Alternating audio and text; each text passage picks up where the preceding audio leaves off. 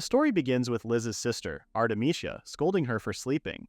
She apologized and explained that she had just dozed off a bit. Artemisia asked if she had made the small magic tool she requested properly. Liz responded that she made it just as she instructed, but she messed up just a little. Just a tiny bit. However, Artemisia didn't accept any mistakes and slapped her on the face. She grabbed her hair and told her that if she didn't marry into a wealthy family, their family would be out on the streets and back to living in extreme poverty. Crying, Liz apologized and promised to do better next time. She looked at the magic tool and said it would do for now. She then told her to make sure to practice until it was perfect before she returned. This wasn't a dream for Liz. This cruel life was her reality. At the palace, first Prince Albert Camellia tried on the tool and loved it. He said if she became queen, their country could lead the world in magic tool technology. Artemisia acted humbly and said she was just the daughter of an ordinary magic tool shopkeeper. Prince Albert said she was still the eccentric granddaughter of a former royal too, even though she thought she just had the gift for making magic tools. He knew that her grandmother was a former princess. Artemisia felt spoiled that he investigated that much. Prince Albert offered his hand to her and said he wanted her to be his wife. As he touched her face and approached her, he said she didn't make this magic tool all by herself. Some parts show the magic mark of a different person. Since her shop was family-run, it made sense that parts were made by different members. He said he knew she was the main creator, but if he was going to convince his father of marriage, he wanted something entirely made by her. While hugging him, she asked what she should create next. In the next scene, Artemisia brought the new order from the prince and told Liz to make it look like it was 100% her work. That was impossible. But Liz had to say yes to her. Even though her grandmother was an expert magic tool artisan and taught her herself, forging magic tools was her specialty. But when it came to perfectly replicating magic crests, she had never succeeded. Magic marks appear when a person uses magic. They were unique to each person and formed distinct patterns. So perfectly matching your own and someone else's magic mark was nearly impossible. Her sister accepted 90% matches, barely satisfied with that. But Prince Albert was probably using a simple detector to analyze the percentage of residual magic marks on the tools. She accepted the job because she was scared of being beaten. When she looked at his order, she was shocked because it was a custom pommel from Prince Albert, with decorations that make it obvious at a glance that it belongs to him. A pommel was a part attached to the end of a sword hilt. Only the royal white falcon used in royal falconry could be engraved there. Only the prince could command it. The inlaid gemstone was red agate. Gold and red were the colors that symbolized the royal family, and on top of that, it needed a special magical function. This was a tough duty, and if she wanted to do it properly, it would take 3 months. But if she didn't finish it, Artemisia would beat her again. She had to make it no matter what and how. She wondered what she should do. She still had to prepare materials for the shop, too. She decided to finish spinning the magic thread. She used her multi-activity skill and acceleration 20 times to speed up. At this pace, the magic thread would be ready in 6 hours. She had to hurry and start dyeing. She wondered what color and how many meters she needed, how she should weave it, and what embroidery was while working. She was so focused that she didn't hear her mother calling her name. When her mother threw something at her, she apologized and said she was really focused. Her mother asked if the item she had asked for was ready. She showed her the tools. Her mother told her to bring it before she even has to ask next time. She reminded her that no matter how old she got, all she was good for was errands. She then noticed that there was another quest from the prince and ordered her to do it properly. Liz said this one was a little hard. Her mother told her that she cannot eat if all she does is complain. If it went well, she would live a life with nothing to worry about, so she had to do it like her life depended on it. Before she left, she told Liz that she was banned from eating anything but bread and water until she finished making it. When she left, Liz fell on the floor because she was so hungry. She had finished all the shop chores. Now she needed to think about the prince's request structure. She was good at designing accessories, but the problem was that while engraving, she needed to perfectly synchronize the magic wavelength with her sister's. She continued crying because perfectly copying a magic mark was impossible. The shape was perfect, but the pattern on the magic crest only matches up to about 95%. Too much time went into practice, and she hasn't made any progress on her other tasks either. She wished to be able to focus just on the prince's requests, but that was impossible because of her mother.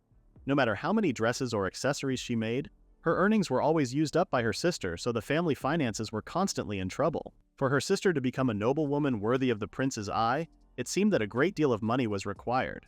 But if her sister rises in status, then she would be able to live a life without any hardships too. The thought of a calm life and unlimited bread every day gave her the courage and strength to continue working. She wasn't going to eat that black sour bran bread she always ate. She was going to eat white bread with butter spread on top. She decided to go through this and absolutely get to enjoy delicious meals. And with that, she finally did it. It was a perfect match. She was so happy that she was free now. She was on the verge of dying from hunger and sleepless nights. Artemisia came and asked if it was going to be fine this time. She said the magic patterns match exactly with hers this time. Liz then had to ask if she had any snacks. She told Liz that she was not eating any snacks. If her proportions fall out of shape, it would be a problem, and her skin would get bad too. This beauty was the result of her efforts. Then, shortly after that, the engagement between Prince Albert and the former princess's granddaughter, Artemisia, was publicly announced. She thought she could finally live a peaceful life, but her relief was short-lived. She was being overwhelmed again by her sister's crazy demands. After 3 days of no sleep, she still had to finish the family attire for the engagement ceremony before next week. There was no way she could do it because the crepe fabric, so many frills, and the lace for the new design required an estimated 5 meters with a flower embroidery. She wasn't even sure how many hands she would need to finish this in time. She needed to find a way to cut corners.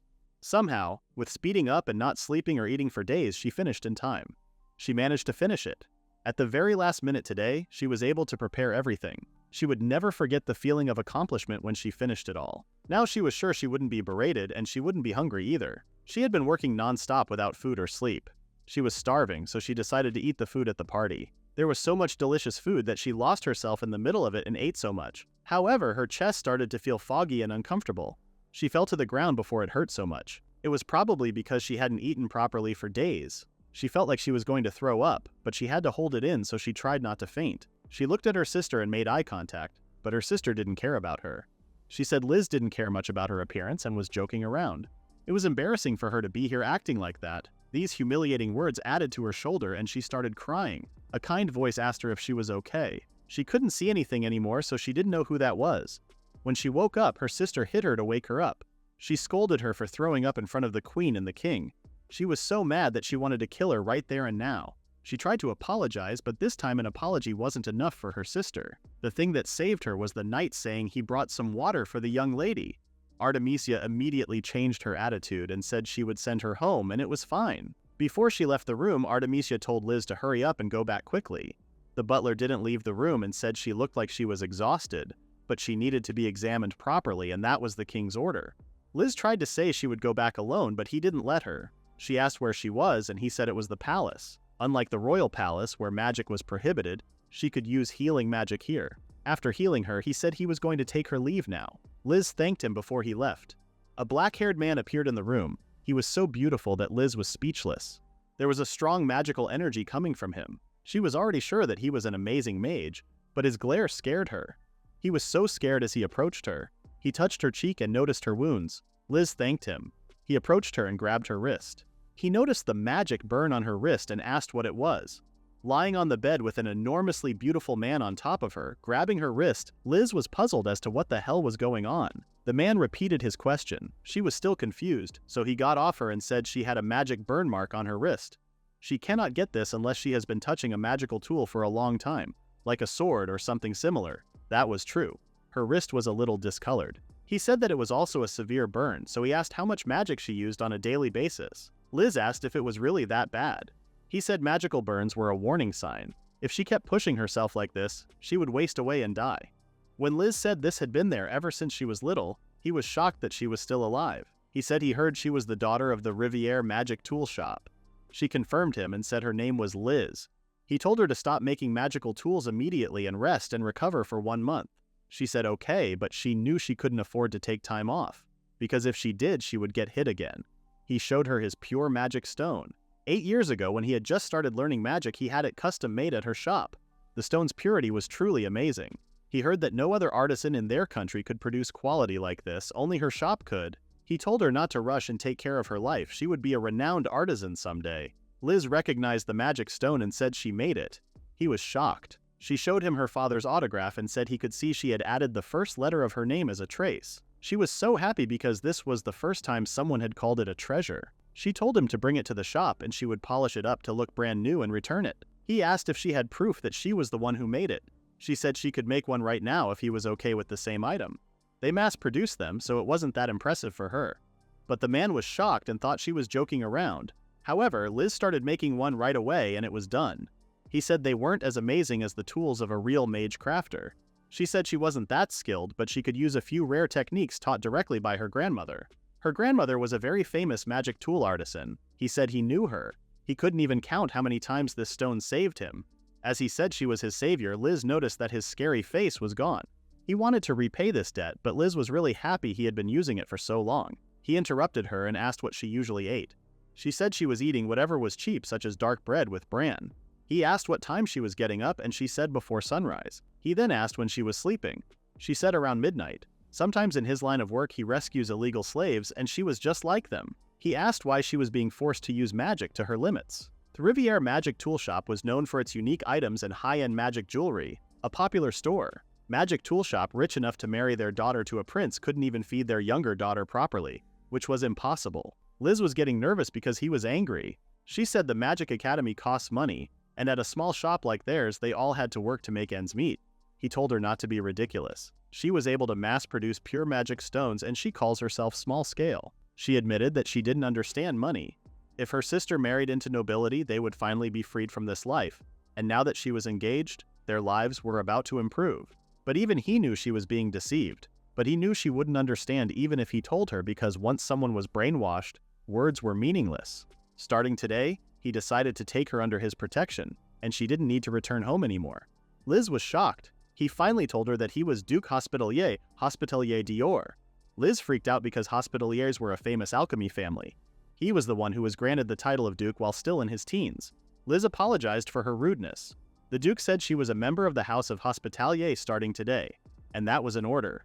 If she disobeyed him, she would be punishable by death. In the next scene, she woke up smelling buttercream. She immediately remembered what happened last night. A butler came and brought her breakfast. It was egg and chicken breast soup. He asked if she would like jam or butter for her bread. Liz had so many questions in her mind. He said if she had no preference, she could leave it to him. As he put the cream on the bread, Liz's mouth watered just by watching it. She then asked where she was.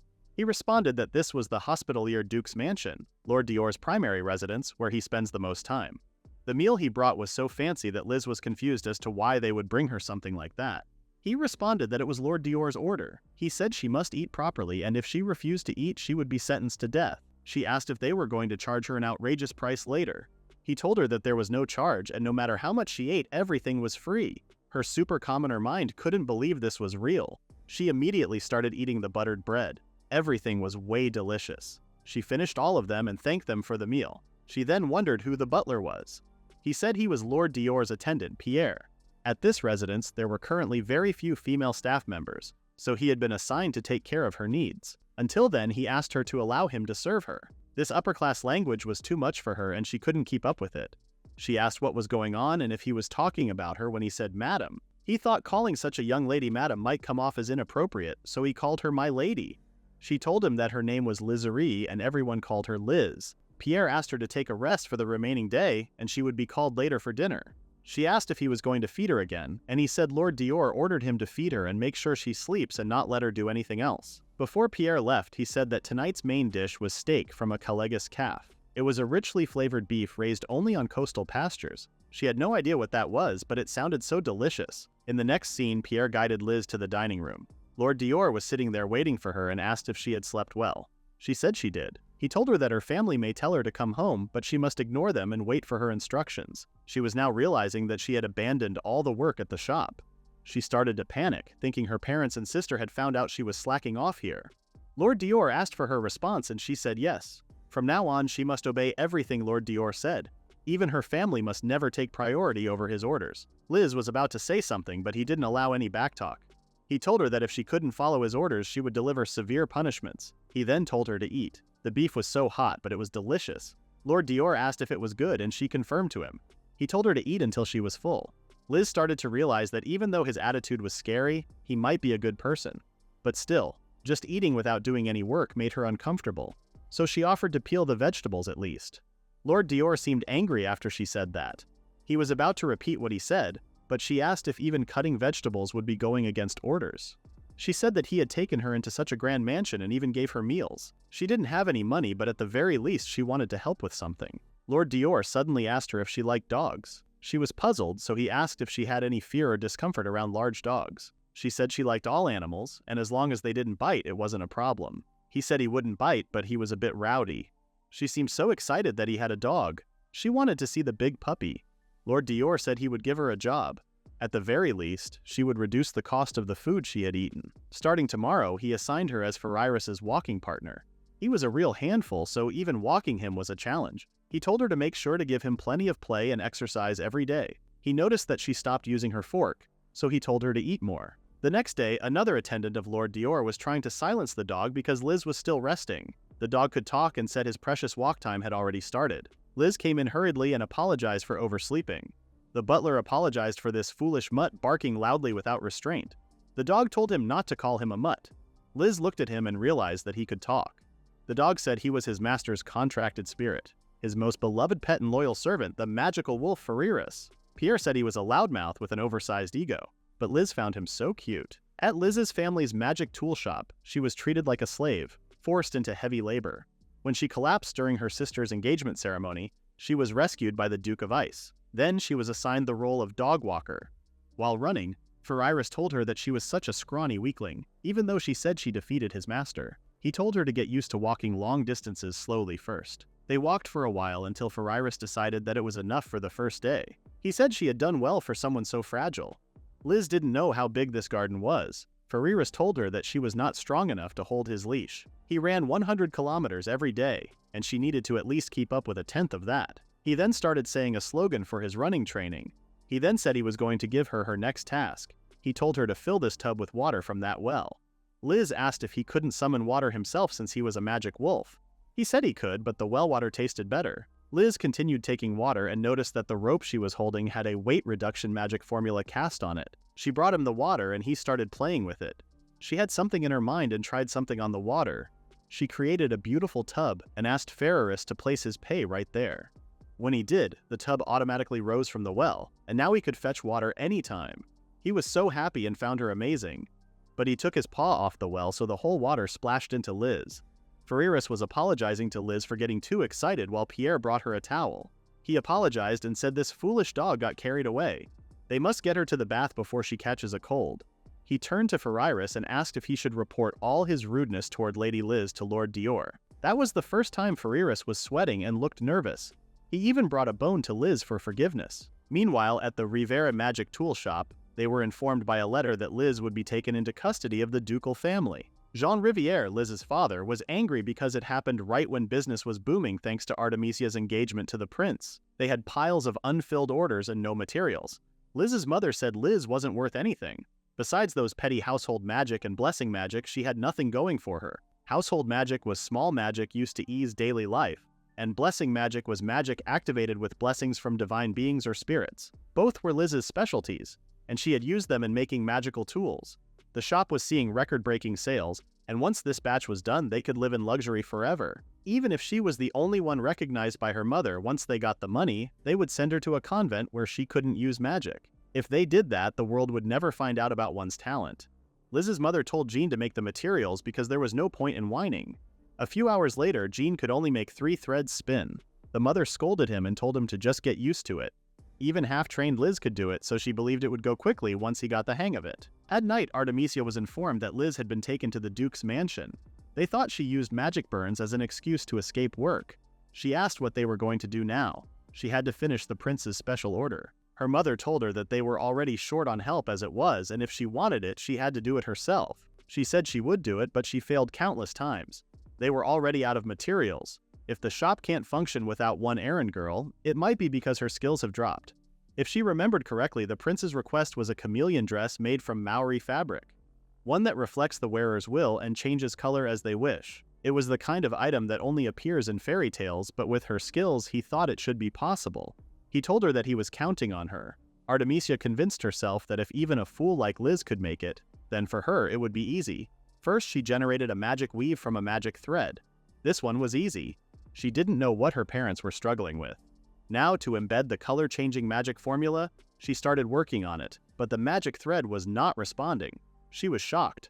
Silk and cotton were magical insulators and didn't conduct magic. To weave a magic thread into them, she needed a special magic formula, and it was a secret technique. She was annoyed that it took such skill just to change colors. She wondered if silk and cotton were blocking the spell. She thought about spinning thread that could conduct magic, but she found no reason to do such menial work as thread spinning. She went to her parents and told them to bring Liz back. They were also at their limit trying to handle the material preparation, but Artemisia had something only she could do, so she was dedicated to bringing her back. Meanwhile, Liz was eating something that she didn't know the name of but found delicious. She loved it so much that she wanted the recipe. Lord Dior told Pierre to go get the recipe. The sky was really blue today. The flower beds were full of colorful blooms, and she never had time to look up at the sky before. Every day now, she gets to eat tasty food, walk in circles around the garden with Fariris, and play fetch with a stick. It was such a beautiful life, and she felt really happy. She felt like she had become much healthier now. She felt so full of energy.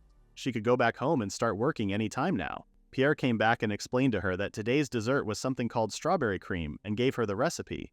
She was so happy because she would make it herself. Lord Dior said if she wanted to eat it, she could have the chef make it any time. She said that wasn't what she meant. If she went back home, she thought it would be nice to be able to make it herself. However, Lord Dior stated that he didn't plan on letting her return home. He asked if she was dissatisfied with life here in his mansion. She said she would never say that. She had been the daughter of a magic tool shop since she was little, and she had helped with the family business, so she thought that was her fate. She was sure she was going to be taken back to those harsh days of making magic tools again. She said that his home was really fun. There was a lot of delicious food. Fariris was so cute, and playing with him was healing. Time seemed to pass more slowly in this mansion. It really made her realize that they live in completely different worlds, like she had just woken up from a dream, and now she faced reality. She thanked him for letting her dream. Her magic burn had gotten much better, so she was ready to return home any time. Lord Dior said he had no intention of sending her back. As long as she was not unhappy here, that was all that mattered. He then said he was getting engaged tomorrow. Liz was shocked. Fariris was also shocked. Liz asked if it was okay to be sitting here having tea with her. Lord Dior told her that he was talking about her and him. Liz started to freak out because she didn't even know anything about him yet. Lord Dior asked when he had said that he liked her. The fastest way to take custody away from her family was engagement, so he was choosing that. She was seriously misunderstood.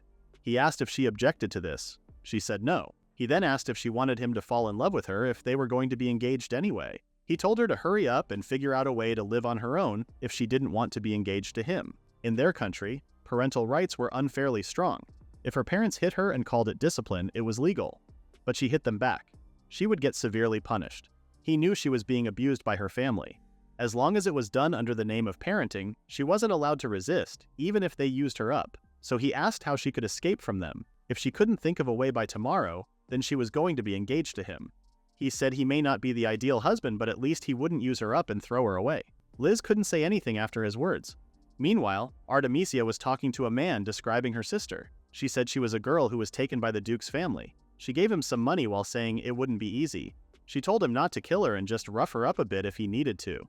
But she insisted that he must not harm her hands. They were the most important tools for her work. The next day, Lord Dior asked Liz if she had thought of a way to escape from her parents. She said she hasn't. He concluded that they were going to engage and told her to sign the document and make the vow. Liz told him that she understood that this was the only way for her to escape from her parents, but she wondered what benefit he gained. She was the daughter of a craftsman, so she was raised to be taught about business deals. They taught her that she must never make a deal without compensation. He asked if she really thought he was asking for profit from a person suffering due to magical burns. She said no, but there was no guarantee that the Duke wasn't a worse villain than her parents. He said she had learned to think things through to a certain degree, and he gave her credit for that. He decided to explain to her even though he was extremely angry at both her parents and at her too. He said that he cannot forgive those who treat a talented magic toolmaker like garbage. She needed to value herself more. He understood she was a poor girl who was exploited by her parents, but he was not kind enough to comfort her with gentle words,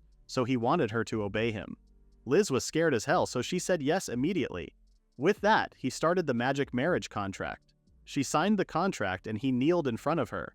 In the name of Hera, the goddess of marriage, he vowed to take her as his future partner and to love them as long as he lived. With this, the engagement was official. He then asked how old she was. She said she was 15, already an adult. There was no way a girl barely T could craft a pure magic stone. She said that she made his magic stone when she was around 7 years old. Lord Dior seemed irritated and shocked. He said that he had this pure magic stone crafted for him when he was 11, so back then, he wasn't even close to the level of a 7-year-old. She tried to say that was not true, but he told her not to be modest because she definitely had talent. One day, she was going to surpass him with ease. He said he looked forward to her future. Later on, news of their engagement was posted in the newspaper and it caused quite a stir in high society, but her daily life remained calm and unchanged. something she never could have imagined back when she lived with her parents. She was living days that felt like a dream. One day, Pierre came and said that starting today she would have a personal maid assigned to her. She was sent from the master's family estate. She was well educated and skilled, so he believed she would be of great help to her. Liz said it was too much for someone like her. He told her that they could put even more effort into dressing her up now.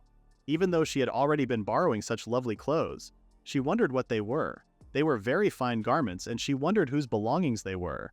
Pierre responded that they were prepared by Lord Dior. He said she could make good use of them if she liked them. Liz was shocked. In the next scene, the maid arrived. She greeted Liz and said she was the new maid assigned to serve her. She bowed to her and said she may be lacking in some areas and asked her to guide her kindly. Liz stated that she was looking forward to working with her. She introduced herself and asked for her name. The woman responded that she could call her whatever she liked. Apparently, the servants didn't have names. But Pierre gave his name willingly, so Liz was a bit confused. She asked what she was called at her last place, and she said the madam called her Anne. Liz realized that their store did business with the Duke's family too, and the madam's name was also Lady Henriette. Normally, you wouldn't give a servant a name that's so similar to your own, so she wondered what kind of person that madam was. Anne responded that she was a wealthy woman living alone and quite elderly. She recently had her funeral, so Anne was looking for a new household. Liz immediately figured that she was lying. She told Anne that she said she came from the Duke's family. Anne said that wasn't true. Liz wondered if she should ask Pierre about this. Anne took out a knife and put it on her neck. She told him not to move, but Liz was already frozen. She assumed Liz understood what would happen if she didn't stay quiet. Liz was confused because there was no point in targeting her. She immediately figured out that the target was the Duke. Anne said she was going to make her drink poison now, and if she did exactly what she said, she would give her the antidote. Liz was confused as to what she was planning to make her do. She wondered if she was going to make her help assassinate the Duke. There was no way Liz would do that. Liz used her blessing magic and cocooned herself to hide her body. With a speed-up magic, she covered herself so Anne wouldn't kill her. With that, she was invisible. She was going to stay tight here. This fabric she made together with the cocoon was made purely from magic power, so her magic was perfectly reflected in it. On the surface, she cast illusion magic that blends in with the surroundings. Now her body was completely invisible to the eye. She had to go tell Pierre quickly, so she grabbed the bell and rang it. Since Anne saw the ring move, she grabbed the fabric and took it out of her. This was a cloak of invisibility. She was shocked because it had already been put to practical use. She asked if she had made this and called her Zena's granddaughter. Liz was sure that she was going to kill her now. Pierre's voice was heard behind the door, asking if she was okay. She immediately screamed for help and said this woman was bad. Pierre opened the door with Ferreras to catch the woman, but she used Liz's invisibility cloak and escaped from the window. Pierre asked if she was unharmed, and she said she was okay. She was just so scared. It was the first time she had ever seen an assassin. At night, Lord Dior came and said Pierre told him what happened. He asked what that was. She said it was something she made on the spot to protect herself. It wasn't a piece of evidence left by the criminal. He asked if that was the magically woven fabric. The amount of magic power in it was really high. She said it was made purely from magic power. When something was made from only magic power, it had too many flaws to be practical as fabric. But to layer invisibility magic on top of it, it was really useful. He was shocked, so Liz decided to show it to him. She used illusion magic and scenery assimilation and created another one. She said it was kind of childish and embarrassing, but this was the magic she was most used to using. Lord Dior told her that this could change the entire power balance of the country. He asked who else knew that she could use this magic or if she had anyone in her family who could also create things like this. She said they couldn't do that. Recently, she made a magical tool using a similar technique. It was an order from the prince. Her sister strictly commanded her to make it. It had a special effect of projecting the illusion of a white falcon flying. A rather unusual gimmick was included. Thanks to that, she had to study illusion magic thoroughly. Because she was working on that constantly, it came out instinctively. Lord Dior used to think she was just a genius magical toolsmith, but it seemed he was wrong. Lix said she was really not anything that grand, but Lord Dior meant that she was a legendary class magical toolsmith. She also drove off the assassin, and that deserved praise. When he said good job to her, Liz realized that she couldn't even remember the last time she was praised by someone. Liz thanked him. Ferreras also screamed that this was a great accomplishment, and as a special treat, he said he would let her pet his mane.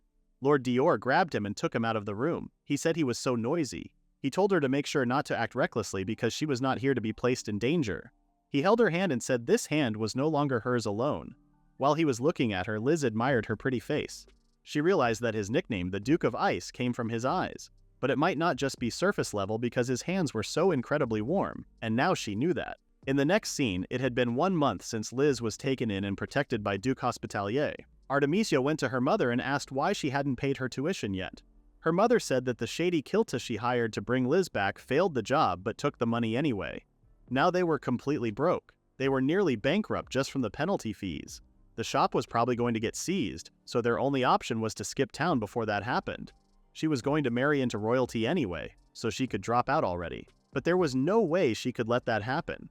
She went to the prince and said there was something she needed him to hear. He asked what was wrong. She said her family's business wasn't doing well, and at this rate she would have to drop out. Prince Albert told her that this was unacceptable. Her dropping out would be a national loss. She said that this wasn't all. Her family had been struck by terrible misfortune. At this rate, the chameleon dress he requested would be delayed as well. He asked what she meant. She said that her younger sister recently got engaged to a Duke Hospitalier. She said Liz was very envious of her being noticed by Prince Albert, and she must have been desperate to find a good match in her own way. She lied, saying their family abused her and used the Duke's sympathy to force the engagement. She said Duke Hospitalier thinks of them as enemies. He wouldn't even listen to her, and her parents were shocked to have their precious daughter taken from them. She said they had completely lost the will to live and were shutting down the shop. She asked Prince Albert if he could separate her sister from the Duke, and if possible, she wanted to meet and talk with her sister. She claimed that she was worried about her. Prince Albert believed her and said he would do what he could. Back at home, Artie was happy because she knew threatening Liz to make her suffer should be enough to bring her back. But still, she needed to be extra cautious, so she had a little bottle with her. In the next scene, Liz had a new maid. She had come from the Azoth estate as Lady Liz's personal maid, and her name was Kurumi. She said she was still in training and very inexperienced, but she humbly asked for her guidance. Liz was looking forward to working with her as well. After she drove off the assassin who had disguised herself as a maid, the real maid showed up at her door. Lady Kurmi's identity was confirmed by Lord Ferrirus, who could sniff out people's true identities. Kurumi said that while she served as Lady Liz's conversation partner, she was also to assist privately with things like cleaning and dressing. If any problems come up, especially ones she would rather not have men know about, she could feel free to consult her. Liz realized that she wasn't inexperienced at all. Kurumi heard that Liz was quite skilled at making magical tools, so she put together a beginner kit to get closer to her. But it didn't work. Liz asked to take a quick look at it. She said it was a standard circuit powered by magic energy, but one part wasn't aligned properly. She fixed it and now it was working. Kurumi was amazed because she spent a whole week agonizing over it. Liz was modest again, saying it was pretty easy once she got the hang of it. She was surprised that she had prepared this just to get closer to her. Liz asked Kurumi if she had a favorite design. She said she was good at making small crafts and she was thinking of making something like an accessory to hang a watch. Kurumi was so excited that she was going to do that. She thanked her for her thoughtfulness, but she had never really thought about her own preferences. Since she was a live-in maid, she didn't have many clothes of her own either. But if she had to say, she liked things that matched this maid outfit. Liz said most of her clothes were durable, fire-resistant work outfits for convenience, so she was still not used to frilly clothes either. Kurumi said they both need to explore what they truly like together. She then said she was going to become a proper lady of this house and called her a mistress. Liz was shocked, so she said she was the fiancée of Duke Hospitalier and it was only natural. Liz told her that this was an emergency measure. She then told her what happened. Kurumi was confused because this was the first time she had seen the Duke show interest in a woman. He was normally very anti-woman, but Liz didn't agree with that at all. Kurumi then suggested testing the Duke. At dinner, Liz started eating before Lord Dior came. When he came, the first thing he asked was if Liz had been eating properly. Liz said everything was delicious and smiled. Her face was so funny that Lord Dior couldn't stop himself and had to turn his back on her to laugh. Pierre reminded Lord Dior that it was quite rude to laugh as soon as he saw a woman's face. He apologized and complimented that she looked very different today. Kurumi whispered to Liz that he was very pleased with how she looked. She told her to be confident. The master had never complimented a woman in recorded history. She mentioned that the master's ideal type was exotic creatures, but that wasn't a compliment at all. While eating their desserts, Lord Dior informed Liz that they were going to the royal castle tomorrow. He then turned to Kurumi and told her to get all dressed up for it. The next day, they head to the royal castle in a carriage. Liz seemed to have dozed off, so he asked what it was. She asked why the royal castle again. He said it was a personal summons from the first Prince Albert. She asked if they were friends. He said they weren't, but he was probably interested in her. He ordered him to bring her along. He heard Liz's sister would be there too. Liz was sure she was going to be mad at her for not going home. She was scared to see her. Lord Dior patted her head and reminded her that she was his fiancée. Even if they demanded something from her, she was not allowed to accept it without his permission. She must always get his approval. He then asked if she knew about Prince Albert. She was the one who used to always have her sister make him magical tools. Lord Dior also knew that he was interested in magical tools. He even pushed through opposition to get engaged to Lady Artemisia, a magic tool shop's daughter. And now here comes their engagement. He would definitely take an interest in her too. Liz was scared because if the prince became interested in her magical tools, her sister would kill her. Lord Dior asked what she meant. She said that all of her sister's magical tools were made by her. Lord Dior figured that her sister was trying to bring her back just so she would keep making tools for her. He decided that it was better to keep their engagement a secret. If the prince finds out that protecting her was the reason, not only will he learn her true potential, but her sister might harm her, and the prince might try to use his power to claim her for himself. Liz asked what she should do. He told her that they were going to say the reason he got engaged to her was that he fell in love at first sight. But Liz wasn't sure if that would be convincing. He told her that he and she were a couple in love, marrying for romance. She had no choice but to say yes. When they arrived, Liz had a tough time getting out of a carriage in a dress. Lord Dior called her a fool and told her that at times like this, she was supposed to accept a gentleman's hand. He offered his hand to her and called her his dear fiancée. Liz was so nervous because they were pretending to be lovers. She had no idea how to respond in times like these. She tried to figure something out and thought about an old fairy tale or opera promo. She smiled at him with a red face and called him her winter general of love. Lord Dior had the hardest time trying not to laugh at her. She apologized and said she wasn't used to this. The guards came and guided them. When they went inside, Artemisia ran towards her and said she was so surprised by her sudden engagement. She said she was glad she got to see her and was really worried. Artemisia went further and even hugged her while asking if she had been eating properly. She was playing the worried big sister role quite professionally, but at the same time she was stepping on Liz's foot to hurt her. She then asked why she had suddenly left the house and said she was troubling the Duke. She immediately asked her to come with her. Lord Dior interrupted her and told her that she was not troubling him. He put his arm around her and said even if she was her sister, she could not try to monopolize his fiancée. He held her hand and said that just thinking about someone else holding her beloved hand made him jealous. Both Prince and Artemisia were shocked that he could actually smile. They sat together and Prince Albert thanked them for coming today. The reason he invited them was because Arte was really worried about her little sister, and he thought he would help them meet again. While he was talking, Lord Dior couldn't keep his hands off of Liz, so Prince had to tell them to stop giving off that stay-away vibe. Arte teased Lord Dior for making such a face as the Ice Duke, and said there must be so many women burning with jealousy right now. He responded that there had been a misunderstanding because even he could smile in front of someone he cared about, and he couldn't live without Liz anymore. Arte apologized to Prince Albert for her sister's manners, but he said she didn't have to apologize for that. Seeing him acting like that, Liz had to whisper to him to tone down the flirting because they were in front of the prince. Lord Dior thought they should make it clear they were a loving couple. She told him that he didn't need to cling like that to show it, but he didn't know that because his older brother and his wife were always like that. Liz suggested showing their closeness with words instead. Arte told Liz that she had been so worried about her. She said that their father and mother had both been worn down with worry. She asked if she knew how many people she had caused trouble for.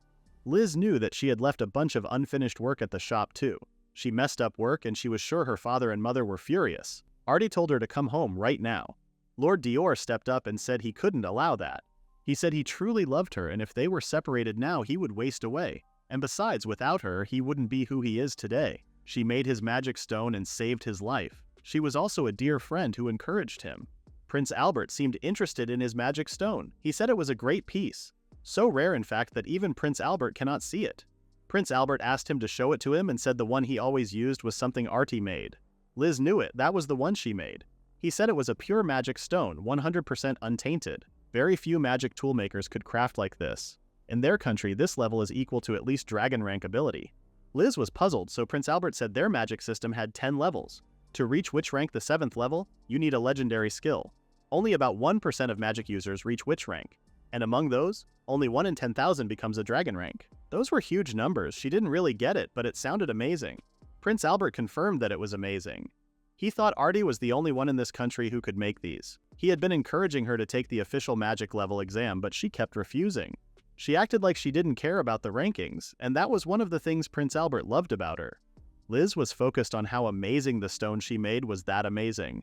Ever since she started making these, her mother became scared. No matter what she made, she wouldn't praise her. She just got mad. She struggled, but now she could see it. While she was thinking about it, Lord Dior said she looked like she was having fun. He seemed jealous that the famously gentle and polite Prince Albert could be so chatty with her. He approached her ear and told her that she didn't realize her worth. She was clearly a legend. He said it was the top first level, and he suggested taking the test sometime. Once she knew her strength, she would find her next goal. She would like to try. Arte jumped into the conversation and told her to mind her manners. Getting engaged right after meeting and visiting his home was too much. Lord Dior stated that they had a connection for a while. He had placed many orders at Liz's magic tool shop, and that was how they got closer. Arte called him a terrible man for making moves on an unmarried girl. She then wanted to talk just to the two of them. Lord Dior told Artemisia that his heart already belongs completely to Liz, and if someone tried to tear them apart now, he might lose his sanity. And if he had to get her back, he would do anything. After that warning, Artemisia and Liz went outside to talk alone. Immediately after being alone with Liz, she started throwing her against the wall. She yelled at her that because she ran away, the shop was ruined. They couldn't even pay her school fees anymore. She told her that she cannot compensate for this damage. Liz started crying and apologized, but she wasn't satisfied. She started beating her while telling her that if she told the prince some lies about her, she could have Liz executed on the spot. She told her to tell the Duke she was returning home for a bit when they got back. Liz said she couldn't because she promised the Duke she wouldn't do that. Artie didn't insist on this any longer and told her to drink a potion. Liz had seen that bottle before but didn't know what it was. Arte told her that from now on she was going to start having seizures from her illness. But Liz didn't have any illness, so she was confused. She told Liz that if she drank this, it would look like she was having seizures. But little by little, it would kill her. If she came back home, Artie would give her the antidote. She told her to tell the Duke she needed to go home to get her medicine. Liz remembered what that bottle was. She asked if it was she who sent the assassin after her. She said she didn't mean to kill her, she just wanted to bring her back home. Liz confirmed that her sister was not normal. No one in their right mind would do that to their own family. She had always treated her cruelly. She was clever, so no one ever noticed, but she had always done terrible things to her. She scared her, and Liz knew something was wrong with her. But she was raised to obey her, to never defy her no matter what. So even now, part of her thinks she should go home like she said. But if she did that, she would never escape her. She would be trapped forever. She recalled what Lord Dior said about her hand, and realized that she wanted to go back to Lord Dior's palace. She used magic thread weaving and threw the bottle away. After tying her up, Liz walked away. Artis screamed at her that she was going to pay to treat her like this. Liz turned back and told her that she was not going back home. Liz had to hurry back to the Duke, but Arte told her to stop. She untied herself and said she was told not to hurt anyone with her precious business tool. That was her older sister's specialty, synopsis magic. Liz couldn't even move her body. Arte said there was no help with it. She said she didn't want to use it because it could sometimes leave after effects on the mind, but she was going to. She told her to sleep a little. She convinced her that all that had happened until now was all just a dream, and when she woke up, she would be back at the magic tool shop, just as an ordinary day would begin again. She tried not to listen to her. Arte was telling her that she made magic tools day after day. Every day was busy, but it was fun. From now on, as the magic tool shop for the royal family, she was going to prosper. She said it was her dream all along. Liz knew that she didn't believe that kind of thing. Arte told her that only wonderful things happen, only happy things come her way, and anything bad would be delayed. Liz couldn't withstand her and let herself go. Lord Dior came to check on her because they were taking so long to return. He then saw Arte holding Liz. He asked if they were in the middle of a fight. Annoyed, Arte said it was nothing. She said she was going to change real quick because her clothes were dirty. Lord Dior asked Liz if she was hurt, and she said she was fine. Back in the prince's room, Prince Albert suggested that Liz go back home even just once. He said Arte was really worried about her. He said that she cried, saying she wanted to see her sister even just once. Her sister was good at fake crying. Prince Albert asked Lord Dior if he couldn't forgive her too. He understood that he wanted to stay together, but if this continues, her family and Arte would be the ones to suffer. Lord Dior had to reveal the fact that Liz was being abused by Lady Artemisia. Prince was shocked and said she would never do something like that. Lord Dior asked if he didn't notice that Liz was walking strangely when she came back. Prince Albert said he didn't look closely. Lord Dior stated that he did see, and it clicked right away. She was attacked in a way that wouldn't leave bruises on the face. Through the gaps in the corset, the puffer skirt, and her shaping underwear. If it touched her bare skin, it would be around her leg. The moment he touched her legs, she started screaming. He apologized for hurting her and said he would have a healer look at it later. Prince Albert asked Liz to tell her honestly about what Arte did to her just now. She said she tried to make her drink poison while they were behind the building. She probably wanted to make it look like her chronic illness got worse so she could take her back home. She said she grabbed the bottle from her and smashed it. There might still be shards scattered on the ground. But Prince Albert said Arte wouldn't do something like that. He said it might be that they all put those bruises on her. She could have smashed the bottle herself to make it look like poison without anyone noticing. Since he didn't see it with his own eyes, it was not really proof. Liz realized that it was happening again. When she was little and she told people her sister bullied her, the adults always said the same thing. They told her to stop lying. Lord Dior stated that his answer was simple. Even if it goes against his wishes, he will never return Liz to Lady Artemisia or her birth family. He carried Liz in her arms and left the room. He apologized for dragging her out by force. From now on, he promised to protect her no matter what happens. Liz convinced herself that he was just acting, but still she felt embarrassed. Lord Dior said they were going now. And as for Lady Artemisia, he asked the prince to let her know clearly that if she laid another hand on Liz, he wouldn't forgive her. Even when they were back at home, Lord Dior didn't put her down, because that was her fault for not letting him treat her earlier. She said she felt so embarrassed to show off her bony thighs. Kermy came and asked what was wrong. Lord Dior asked Pierre to call a healer and Kermy to help Liz change her clothes. While she was changing her clothes, Lord Dior waited outside and Pierre informed him that there had been some accident somewhere so the healer would be late. This was getting ridiculous, so he decided to heal her herself. He asked if he could take a look. Liz had no choice but to say yes. She opened her legs and showed him the wounds. Lord Dior reminded her that this was medical treatment and there were no hidden motives. While healing her, he asked if it hurt. She said it was hurting just a little, but he was being gentle. While healing her, Lord Dior recalled what Prince Albert said about his magic stone. He told Liz to be careful around the first prince and not believe what he said. Liz said yes, but she didn't think he was a bad person. If he was being tricked by her sister, then she pitied him. Lord Dior reminded her that she only needed to follow his orders. She realized that the Duke listened to her, he took her side, and she could trust this man. She promised to listen to him, and he smiled a little bit. Her legs seemed fine now, so he said he would have Pierre bring her a light meal. He told her to call him if anything felt off with her body. Liz was still thinking about how kind he was, but he was very strict and scary at the same time. Meanwhile, Arte was thinking about today. She knew that Lord Dior knew Liz was a genius at making magic tools. If the truth were exposed, and if Albert, who was obsessed with magic tools, recognized Liz's talent, it would be over for Arte. She was far superior as a woman. She also wondered why the Duke didn't say that the magic stone was made by Liz. She realized that he might not want the prince to know. If that was how it was, then the one to stay favored by Prince Albert was still her. There was no stage for Liz to stand on. That girl was nothing but a pathetic, miserable slave of hers. The chameleon dress was a fairy tale-like dress that changes color freely to match the wearers. However, in reality, recreating this color-changing feature requires an extremely complex and refined magical formula. Until now, no one had ever succeeded in producing one. Lord Albert thanked Arte for her hard work and asked how the development was going. She apologized for keeping him waiting. He said there was no need to apologize. He was just surprised because it was rare to see her struggling with something. The Riviere Magical Tool Shop had always run with support from the whole family, and if even one person was missing, everything fell apart, she said. Prince Albert asked if Lady Liz was really that capable. She said she only asked her to help with errands, but errands were still important tasks. He said he hoped she would come back soon. Artie's situation was still bad. Prince Albert might have noticed Liz's talent, so she had to produce some kind of result quickly. Back when she failed trying to incorporate the color-changing formula into magical weave, she read something in a book. Materials like resins and cotton didn't conduct magic or wind. They acted like magical insulators. To embed a magical formula into a magic thread, you need to develop it in a very specific and unique way. This technique was highly confidential, so the issue wasn't the dress design, it was the material. The magic thread was the problem. Normally, when spinning magic thread, it was mixed to increase the thread's strength and quality by combining magic power and thread. The higher the percentage, the harder it becomes to conduct magic, which was a big drawback.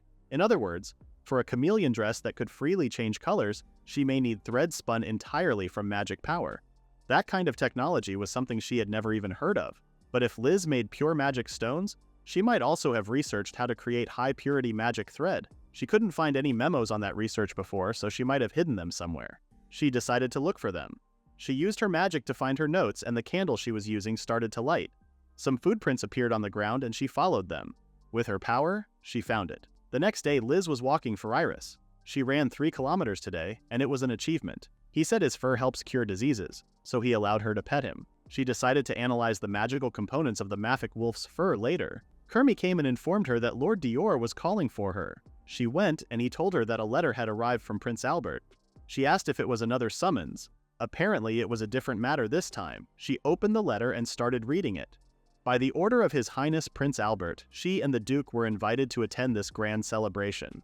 At this splendid night event, a new type of magical weave would be unveiled. Liz said it was the dream material. Magical weave, woven entirely from magic power, holds limitless potential. He supposed the principle behind it was similar to the invisibility cloak she made recently. He asked if this was her invention too, and she confirmed it. She said her sister had always stolen her research. She had always made fun of her by doing detailed investigations and serious studies. She couldn't believe she created that fabric herself. Most likely she copied the magical formula straight from her research notes. Last time she stole one of her designs and made it into a product, she wanted it hadn't passed the safety tests, but she ignored her, and since then, she had been hiding all her incomplete research. But this time, what she stole was a serious problem. She told Lord Dior that it was highly dangerous and could cause fatal accidents if used wrong. He asked what she meant. She explained that it was extremely flammable. The same fabric, due to its structure, catches fire easily if exposed to even a small amount of fire magic. He created a fire and asked if she could try creating a small magical flame and move it close. She showed him and proved that it burst into flames instantly and leaves no trace. If her sister had been able to embed a fireproof formula, it would have been fine, but she couldn't do it herself, so it was that difficult. Rather than expecting her sister to pull off such advanced techniques, they need to prepare for the worst because someone could die. They would have to go there and check it themselves. If it were in the royal palace, the whole area would be protected by an anti-magic barrier, so an accident was unlikely. But still, she wondered if they could cancel the event. Lord Dior said it was impossible. The person in charge wouldn't listen no matter what she said, and they didn't have the connections to force it through. Liz had a favor to ask. Meanwhile, Prince Albert was checking the fabric Arte made. He said it was incredible. This chameleon dress base was revolutionary even if it wasn't finished yet. If they had this, their country could gain a huge military advantage. In battle, clothes that shift color to match the environment could massively improve ambush tactics. And if they involve people who specialize in illusion magic, the uses will expand even more. As he thought, Arte was a genius. He thought he was tight to place his trust in her. He couldn't wait for the unveiling. It had been a while since Liz made a magic tool. She didn't have much time, so she had to rush it, but it was fun. She got so into it that she pulled an all-nighter. Even though she was satisfied, if the Duke found out she didn't sleep, he might kill her. Lord Dior came and found her awake. She said she woke up really early for some reason, but he noticed that she was talking weirdly and immediately figured out that she had stayed up all night. He told her if she overdid it, he would take her tools away. Liz apologized and said she got carried away, but she said she finished her magic tool. He said that was great, but he never said it was okay to ruin her health. She said she would show him the finished item after she had adjusted it. She bowed to him and thanked him for allowing her to make magic tools. Her sister's invention, the Maggiore, which would be displayed this time, was extremely flammable. Even though her research was stolen, it was still her invention. She didn't want anyone to get hurt because of it. When she was asked to make magic tools, since he told her that even in the royal palace, where magic was banned, magic tools could still be used, she was able to prepare a special emergency tool. Lord Dior told her that she was still recovering from illness and from now on she wasn't allowed to make tools without his permission. She said she was treated so well here and wanted to use her regained energy for something good. He then told her to never pull an all-nighter again. The day of the presentation arrived and Liz hadn't entered the castle since the engagement ceremony. She was really nervous enough to feel it in her stomach. Lord Dior told her to be sure not to binge again like last time. The butler welcomed them to the Magic Tool Festival. He said that this fabric, developed by Lady Artemisia of the Riviere Magic Tool Shop, changes color depending on the wearer's mood. They offered cloaks for men and capes for women. Lord Dior said he got dizzy from the crowd and wanted to get some fresh air. Liz thanked them for the cloak and the cape. Liz checked the fabric outside and said this magic thread didn't have any fire protection. Lord Dior was surprised that she could tell just by looking at it. He said he would use her cloak to test it. With a small fire, the cloak started burning just as she thought. If it catches fire, the cloak or cape would burn up quickly, and if the flame spreads to regular clothes, that would be a serious problem. It would go up in flames like a phoenix. Cotton was harder to burn, but if it was mixed with magic thread, it became weaker. Most people today don't wear clothes made from 100% natural fiber. There was a barrier, so open flames shouldn't be an issue, but they must prevent any accidents. That's why she brought something. She hid the magic tools she made in her legs just in case. It had magic water sealed inside. She adjusted the power so it was safe to aim at people. If anyone catches fire, they are going to shoot them with it. He didn't mind it, but he did not expect her to hide it in there. She said she was worried they wouldn't let her in if it looked like a weapon, so she used a lightning enchantment to hide it. She never failed to surprise him. He couldn't use magic inside the venue either, so he would gladly use it if needed. He then offered his hand to her and asked if they should go. He called her his lovely fiancée, so she asked if they weren't done pretending to be lovers. He said he didn't feel like explaining everything if people started poking into their engagement. It was easier to say they had fallen in love and got engaged. They went inside and everyone seemed to be enjoying themselves, and the women were staring at them. There were so many people talking about them, so Liz was so nervous. Lord Dior turned to Liz and asked what was wrong. She said there were a lot of people staring at her. He told her not to worry while dancing with her. He said it was like that for all newcomers. One of the women in there came with teary eyes and saw Liz. She was beautiful. Liz asked if he knew her, and before he could respond, she said she was the daughter of the Knight Commander of the Central Order, Urraca. Apparently, she was in love with Lord Dior for so long and couldn't accept his engagement. She told Liz that she had worked hard to become a worthy woman for the Duke. She is called Liz Tiny and Plain. Liz was surprised that she was crying that much. She got mad and asked if it was wrong to cry because she was serious. Liz was about to reveal the fact that their engagement was fake, but Lord Dior covered her mouth and told Urraca that if his beloved Liz said something rude to her, he must apologize. Liz looked at Lord Dior and she could see him ordering her to stick to the plan. Lord Dior grabbed her face and approached her. He said crowds must be exhausting and asked if they should go somewhere they could be alone. Seeing this scene, Urraca couldn't help but cry her eyes out. That was a bit cruel, so Liz was worried, but he said he would check on her later. Someone started laughing so much behind Lord Dior and asked if he was seriously flirting with a girl. He asked if he was even the same person, and if his ice heart melted while he wasn't around. He said it had been a while since they last met and wondered if his heart had melted and disappeared. Apparently his name was Lionel. He hugged him and teased him for being lovey-dovey with such a little girl. Lord Dior told him that Liz was a proper lady now that she was of age and warned him not to say such disrespectful things. He laughed again and said it didn't look like that. Liz wondered who that person was. Lord Dior said he was a comrade in arms. Lionel seemed offended, and he wanted to introduce himself properly.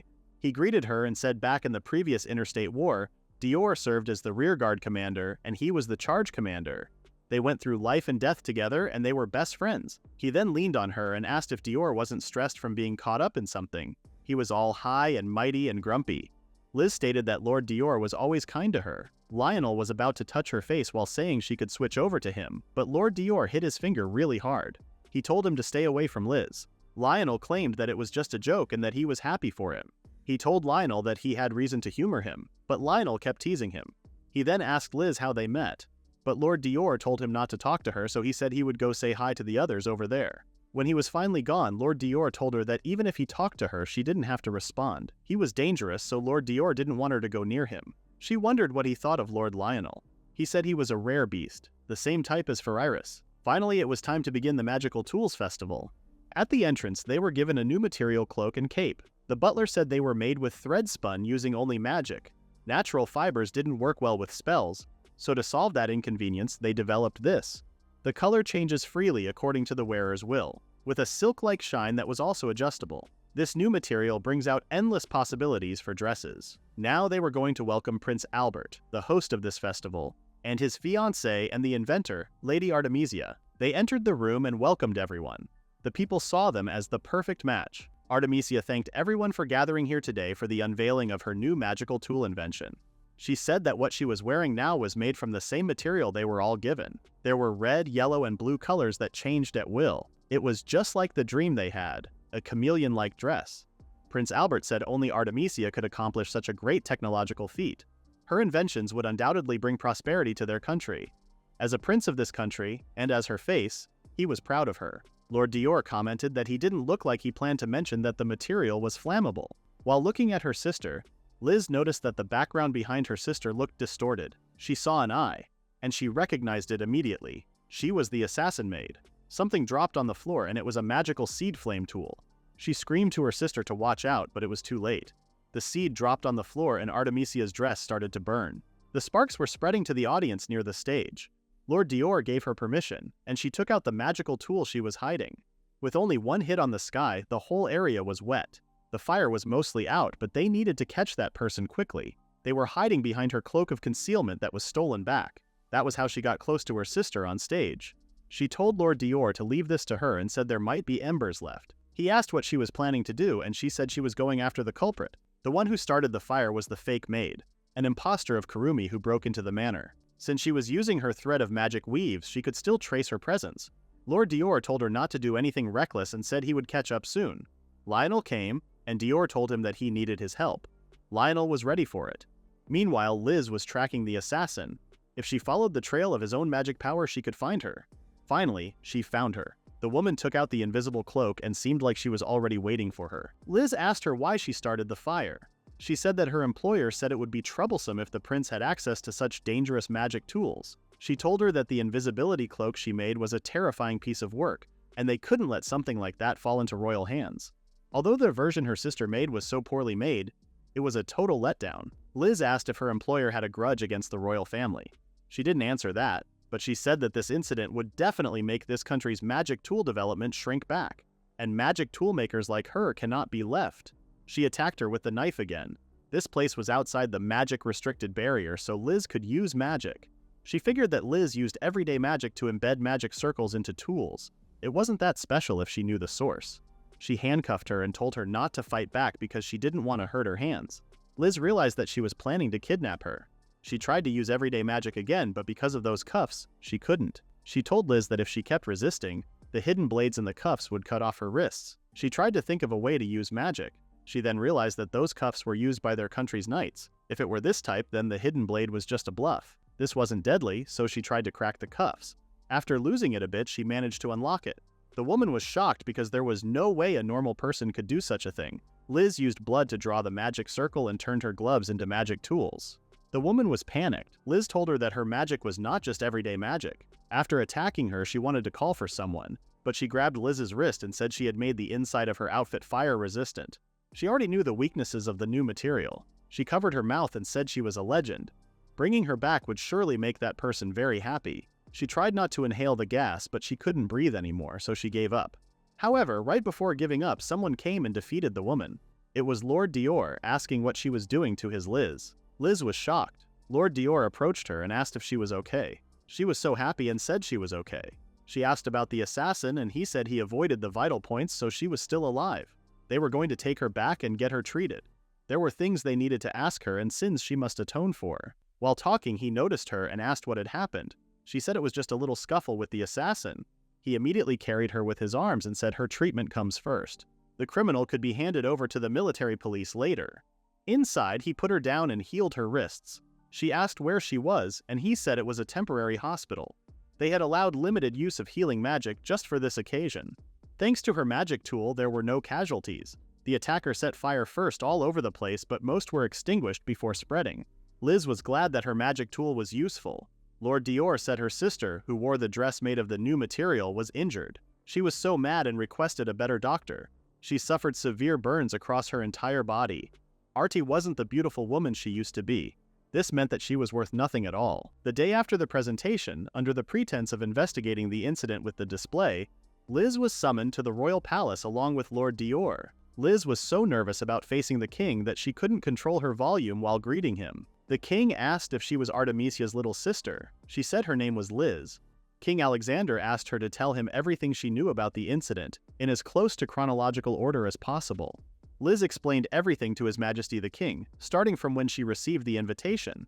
The king asked why she realized so quickly that it was her invention. Liz was a bit nervous because the king told her to tell him everything honestly. If she lies about anything, he will have no choice but to charge her with a crime. Liz had to reveal that her sister had always been stealing her research notes. So, when she read that one line in the invitation about the new species of Magori, she immediately knew it had been created by copying her research notes. And there was a high possibility that her sister didn't understand how dangerous it was. The king then asked Lord Dior if he had decided to protect Liz from the Riviere magic tool shop after learning the truth, and Lord Dior confirmed it. Liz wondered what was going to happen to her sister now. The king reminded Liz that she wasn't in a position to ask questions. Liz immediately apologized. The king concluded their meeting and told them that lunch had been prepared in the dining hall. Liz was pretty interested in this information. They went to the dining hall and Liz ate delicious meat. She had to ask what that incredibly delicious thing on top of the meat was because it was so rich and tasty. Lord Dior said they were foie gras and truffles, and he could have his chef make it for her if she liked it. She said she would engrave the flavor into her memory with all her senses. Liz suddenly started to moan, so he thought she was going to throw up again. She said the meal was good, but she couldn't eat it all because of the corset. She begged Lord Dior with teary eyes to take the rest home. Lord Dior told her to try asking the butler. After asking the butler if she wanted to take this meat home, Lord Dior told Liz that in this whole incident, the fact that lives were saved was thanks to her. The incident would likely be kept from the public, and her talents probably wouldn't be officially recognized right now, but he was proud of her. Still, he scolded her for rushing off on her own. Liz told him that it all started because her research had been stolen in the first place, and if she was able to help at all, it was only because Lord Dior helped her. He was always there for her, and she was so thankful for that. She also complimented him on how cool his ice magic was when he saved her from the assassin. She said that his mana was powerful, so it was incredibly strong, but at the same time it sparkled delicately and shone, and this made her feel warm. Lord Dior was puzzled and asked how ice magic could possibly feel warm. Even in the last war he hurt many people, even if they were the enemy. Liz objected, saying it was warm because at the same time he protected so many others. It made her heart feel calm and it made her feel safe too. It was like a warm meal at home. She said she really loved his magic. Her words reminded Lord Dior of the times when people approached him because he was a highly promising mage. He said that he was glad he got engaged to her, but she didn't hear him and he didn't repeat what he said, so she would never know what he said. At the carriage, Liz said she had a request. She asked if he could heal her sister's burns. Lord Dior stated that he was a magician, not a healer. Liz said his magic was so beautiful, and she believed he would be a wonderful healer too. Lord responded that treating burns was difficult. Once the skin was damaged, there was no way to restore it to how it was. Even if the wound heals, pigmentation remains and it is impossible to return to the original fair skin. Liz was shocked. Lord Dior told her that her sister would likely remain that way for the rest of her life. After that, the accident caused by her sister was officially closed as an unfortunate incident in which she was used by an organization trying to overthrow the state, based on her testimony and other circumstantial evidence. The assassin was securely imprisoned but showed no signs of revealing any valuable information. The identity of the mastermind remained unknown. What happened to her sister? And Prince Albert hadn't been told her at all. She only heard from Lord Dior that they had apparently been confined somewhere inside the royal palace. The incident never appeared in the newspapers, and thanks to the gag order, she didn't even hear any rumors. Little by little, daily life had started to return to normal for everyone around her. But still, her sister was probably still suffering from those burns even now. In the next scene, Liz was dreaming about the time when she cut her finger while working with her grandmother, and she told her never to spin magic thread with an injured hand because it would stick and wouldn't come off anymore. It becomes part of her skin. Silk was close to human skin, and under the right conditions it could turn into real human skin. She told her to remember this well because if she ever gets seriously injured, she could heal herself. She woke up from the dream and couldn't believe she forgot something so important like that. She wondered what conditions her grandmother mentioned. The magical tool encyclopedia her grandmother left behind for her, a book of fantasy magic tools. On the first page it said, "How to make the famous magical bridle of the beast Sleipnir." It was a mythological artifact made from non-existent materials, something that shouldn't exist in this world. Other pages were filled with enchanting magical tools as well. Her parents mocked it as a childish fantasy, but she loved it. She used to stare at it, completely captivated as a child. After her grandmother passed away, she got so busy with the shop work, she completely forgot about it. She forced her memory for a while to remember what the book said and managed to remember it. It was the Selkie skin. She went to her desk and started rustling the papers. After that, she knocked on Lord Dior's door and he let her in. She said that she might be able to heal her sister's burns. Lord Dior was interested. She asked her to read a blueprint for a magical tool. If it were him, Lord Dior, he would know right away just by glancing at the blueprints that it was a magical tool, right out of a fairy tale. Lord Dior said that for an average magician like him, it would be impossible to know. Selkie skin was a magical tool that created an artificial skin-like magic weave that perfectly matched the target's magical crest, and then you inscribe a specific magic formula into it. A technique that uses magical tools to create artificial skin and apply it to make burns less noticeable. He had seen something similar in a foreign research paper before. Weaving animal-based magic thread to imitate a magical creature was a high-level technique that required masterful craftsmanship. No forger in their country could do something like that, but Liz said she could do it. She said that her grandmother drilled it into her. Lord Dior was once again amazed by Liz. She was really a genius. She said that she could provide artificial skin, but they would need help from a doctor for the transplant. She asked if he could help her. Lord Dior wanted to know why she would go that far for her. She brought this on herself and she could just let her deal with the consequences. She responded that it was because she was scared of her sister. He responded that this was another reason to leave her alone. She plagiarized, blew up her own work, and ended up burned. If the royal family finds out she lied, she would definitely be sentenced. No one would save her, and no one would care. Liz responded that she would worry about her for the rest of her life. Her sister had always been scary to her, both now and in the past. She lived inside her mind. No matter what she did, she couldn't help but worry about her gaze, and she could not ignore her. She took over her work because she didn't want to be scolded by her. She stayed quiet even when she skipped her meals because she didn't want to be hit by her. Even if she disappeared in front of her, she would still be scared of her. When she got burned and was crying, she just knew that she would end up resenting her. She knew she would say it was her fault for inventing something weird. Even though she stole it without her permission, she would still get angry and pretend it wasn't her fault because that was exactly the kind of person her sister was. So, she kept getting blamed by the version of her that lived inside her head, even though she just wanted her to go away. The years she spent suffering under her, those 10+ years, wouldn't vanish so easily. But if she heals her burns, at the very least she wouldn't be able to blame her for that anymore. Whatever happened to her after that had nothing to do with her. She wanted to drive her sister out of her heart. She had spent her life being called useless, a waste of space. But if she could create a magical tool no one else could ever replicate, something she could truly be proud of, then she would prove that she wasn't useless. She didn't have to listen to what her sister said, and she might finally believe that. Lord Dior said there were 3 people with light burn scars he knew. Even though she wasn't as bad as her sister, one of them was quite high-ranking, and if she helped with the treatment, they would likely find her the best doctor available. They would have Lady Artemisia serve as the test subject. She thanked him and said it also helped with cleaning up after the incident, so it was a very good idea. He said he would advise the king and get everything prepared. In the next scene, Lord Dior and Liz went to see a doctor, and she was the most beautiful female doctor Liz had ever seen. He said he asked for the best doctor. The doctor responded that if it was about beauty, there was no better doctor than her. Liz asked if he knew her. He said she was quite the popular one lately. The doctor called Lord Dior cold and introduced herself as Lord Dior's sister, Nadine Azoth. Lord Dior immediately corrected her that she was his grandmother. Liz was shocked. He explained that their family had been researching immortality for generations, and all the women end up looking like this. Nadine said she wanted to run experiments on Dior's skin too, but he wouldn't let him. He used to let her do whatever she wanted when he was little. Liz introduced herself, and Nadine heard of her as the rumored fiancée. She said she saw her blueprint for silky skin and couldn't believe someone like her had that kind of talent. But if it really worked, it was quite fascinating. She held her hand and said she would help her. Liz would be honored. Nadine then suggested going to the hospital room where her sister was. Selkie's skin appeared only in the magical item encyclopedia of Liz's grandmother, the magical tool artisan Xena. To regenerate human skin using a magical item, the key was the wavelength of magical power, the magic crest. By copying the injured person's magic crest and weaving it into a magic weave, a magical cloth, it becomes artificial skin.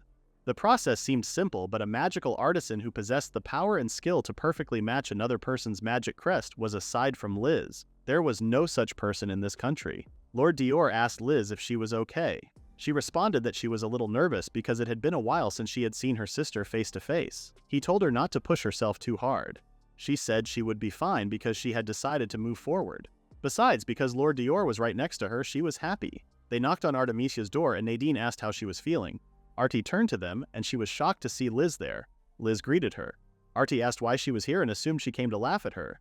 Liz was going to explain to her, but she said she was not the least pitiful. She used her magic fleegan to pierce her. However, Liz didn't even have to lift a finger as Lord Dior didn't let her little monster get near Liz. Liz noticed that Artie had really weakened, but her magic crest didn't seem to have changed. Liz told Artie that she was going to heal her burn beautifully for her. Artie was shocked and called her a pathetic loser. She yelled at her that she was still more beautiful than her, even with those burns. 3 years ago at their shop, everyone was complimenting how well-mannered the young girl Artemisia was. Artemisia said it was an honor to receive such praise. And to top it off, with such beauty at this age, and she even helped out with the store's products. She was both talented and lovely to the people. They suggested enrolling her in the Magic Academy with her talent. The heir, Prince Albert, the first prince, would also be enrolling. Meanwhile, Liz was in the back room complimenting her sister. She said she was amazing.